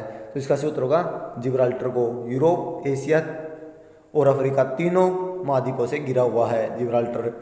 अगला क्वेश्चन है 583, आर्कटिक एवं बेरिंग के बीच कौन सा जल डमरू मध्य है? तो इसका होगा बेरिंग जल डमरू मध्य, अलास्का व रूस में। अगला क्वेश्चन 584, उत्तरी सागर एवं अटलांटिक सागर को मिलाने वाला जल डमरू मध्य है? डोबर जल डमरू मध्य, यह ब्रिटेन व फ्रांस में है। अगला क्वेश्चन है 585, जावा सागर एवं पश्चिमी खाड़ी को मिलाने वाला जल डमरू मध्य है? मलका जल डमरू मध्य, यह मलाया एवं सुमात्रा में है। अगला क्वेश्चन है 586, मैक्सिको की खाड़ी एवं अटलांटिका को मिलाने वाला जल डमरू मध्य है? इसका उत्तर होगा फ्लोरिडा जल डमरू मध्य, यह अमेरिका और वेस्ट इंडीज के बीच है। अगला क्वेश्चन नंबर 587, बंगाल की खाड़ी एवं अरब सागर को मिलाने वाला जल डमरू मध्य है? पाक जल डमरू मध्य, भारत और श्रीलंका में है। अगला क्वेश्चन 588, कौन सी नदी कर्क रेखा को 2 बार काटती है? तो होगा माही नदी, यह भारत में है। क्वेश्चन है 589, विक्टोरिया जलप्रपात व करीबद बांध किस नदी पर स्थित है? यह जाम्बेजी नदी। अगला क्वेश्चन 590, बगदाद इराक का जो शहर है किस नदी के किनारे स्थित है? टाइग्रिस नदी। अगला क्वेश्चन है 591, बर्लिन किस नदी के किनारे स्थित है? सप्री, जर्मनी में। अगला क्वेश्चन 592, रोम इटली किस नदी के किनारे स्थित है? टाइबर नदी। अगला क्वेश्चन है 593, पेरिस जो फ्रांस की राजधानी है किस नदी के किनारे स्थित है? सीन नदी के किनारे। अगला क्वेश्चन है 594, सिडनी जो ऑस्ट्रेलिया में है किस नदी के किनारे स्थित है? डार्लिंग नदी के किनारे। अगला क्वेश्चन है 595, वाशिंगटन किस नदी के किनारे स्थित है? पोटोमेक नदी के किनारे। ये महत्वपूर्ण क्वेश्चन है जो अक्सर पूछे जाते हैं कि कौन सा शहर किस नदी के किनारे है। अगला क्वेश्चन है 596, टोक्यो जापान किस नदी के किनारे स्थित है? अराकावा नदी। अगला क्वेश्चन है 597, संघाई जो चीन में है किस नदी के किनारे स्थित है? यांग टीसी कयांग नदी के किनारे। अगला क्वेश्चन है 598, नीरो किस नदी के किनारे स्थित है? हडसन नदी। अगला क्वेश्चन 599, शिकागो यानी कि अमेरिका किस नदी के किनारे स्थित है? शिकागो नदी के किनारे। क्वेश्चन नंबर 600, विश्व का सबसे ऊंचा जलप्रपात कौन सा है? तो वह है कौन सा? एंजल जलप्रपात, यह कैरो नदी पर स्थित है और वेंजुला में स्थित है। इसकी 989 मीटर ऊंचा है।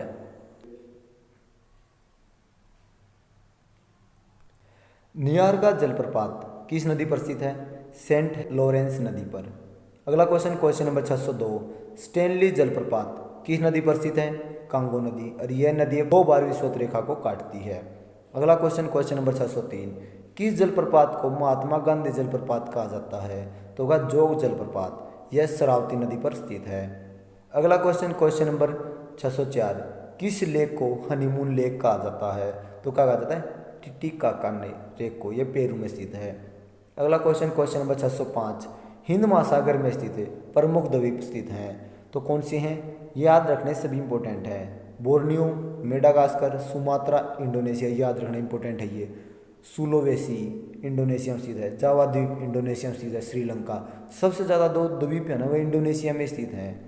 अगला क्वेश्चन नंबर 606, न्यू गिनी द्वीप स्थित है पश्चिम प्रशांत महासागर में।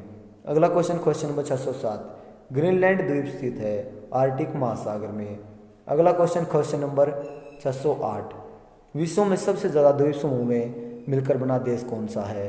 तो है इंडोनेशिया। इसकी राजधानी जकार्ता है, जो जावा द्वीप पर स्थित है, और जावा द्वीप कहाँ है? इंडोनेशिया में।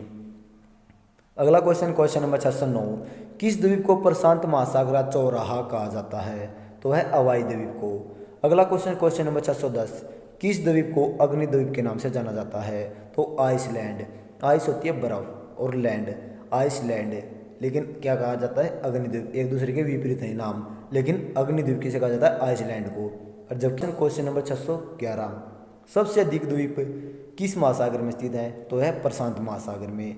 अगला क्वेश्चन नंबर 612, सहारा विश्व का सबसे बड़ा रेगिस्तान कितने देशों की सीमा को छूता है? तो वह 11 देशों की सीमा को छूता है। ये इंपॉर्टेंट है भाई, देश याद मत करो, लेकिन ये याद कर लो कितने देशों की सीमा छूता है। अगला क्वेश्चन नंबर 613, एशिया का सबसे बड़ा रेगिस्तान कौन सा है? तो है गोबी, मंगोलिया और चीन में। यह एशिया का सबसे, विश्व का सहारा, एशिया का गोबी और भारत का थार, यह भारत और पाकिस्तान की सीमा पर है। अगला क्वेश्चन नंबर 615, कालाहारी रेगिस्तान कहाँ स्थित है? यह बोत्सवाना में। यह क्वेश्चन नंबर 616, अट्टाकामा रेगिस्तान कहाँ स्थित है? यह उत्तरी चिली, दक्षिण अमेरिका में। अगला क्वेश्चन नंबर 617, ग्रेट विक्टोरिया मरुस्थल कहाँ स्थित है? तो यह है ऑस्ट्रेलिया में। क्वेश्चन नंबर 618, विश्व में कुल कितने देश भू आवेष्टित हैं? भू आवेष्टित मतलब जो जिसके चारों तरफ सिर्फ भूमि है, जिसका सीमा जल से नहीं लगती। कितने देश हैं? 44 हैं। अगला क्वेश्चन नंबर 619, सबसे बड़ा भू आवेष्टित देश कौन सा है? तो वह है कजाकिस्तान। अगला क्वेश्चन नंबर 620, कौन से वे 2 देश हैं जो दोहरे भू आवेष्टित हैं, यानी लिechtenstein और उज्बेकिस्तान? अगला क्वेश्चन नंबर 621, अमेरिका ने पहला नाभिकीय विस्फोटक कहाँ किया था? तो इसका उत्तर होगा व्हाइट सैंड्स में, 1945 ईस्वी में नाभिकीय विस्फोटक। अगला क्वेश्चन नंबर 622, विश्व की सबसे बड़ी कार्यालय बिल्डिंग किसे माना जाता है? तो वह पेंटागन में स्थित है, और यह कहाँ है? अमेरिका में, वर्जीनिया में स्थित अमेरिका में, और इसे रक्षा मंत्रालय की बिल्डिंग कहा जाता है। अगला क्वेश्चन नंबर 623, यूनेस्को द्वारा घोषित विश्व का पहला अंतर्राष्ट्रीय नगर कौन सा है? तो है अराविले, भारत का। यह 28 फरवरी 1968 ईस्वी को इसे यूनेस्को द्वारा घोषित किया गया था। अगला क्वेश्चन नंबर 624, जापान की राजधानी टोक्यो किस द्वीप पर स्थित है? तो यह होन्शु द्वीप पर। अगला क्वेश्चन नंबर 625, और अन्नपूर्णा पर्वत शिखर किस देश में स्थित है? नेपाल में। तो वीडियो को लाइक करें, शेयर करें और चैनल को सब्सक्राइब कर लें। और जो इस वीडियो का PDF का लिंक है वो डिस्क्रिप्शन में आपको इसकी PDF का लिंक मिल जाएगा। इसके साथ ही हमारे कुछ इंपॉर्टेंट्स हैं, जैसे न्यूटन्स लॉ के बारे में है, ये वीडियो आप देख सकते हैं। डिस्टेंस के बारे में वीडियो है, प्रमुख युद्ध और उनके विजेता, ये वीडियो आप देख सकते हैं। ठीक है, ये क्वेश्चन आपके इंपॉर्टेंट रहेंगे। और जो PDF है वो आपको यहाँ से मिल सकती है। ये PDF आपको फ्री होगी, आप यहाँ से डाउनलोड कर सकते हैं, और ये बिल्कुल फ्री है। और ज़्यादा से ज़्यादा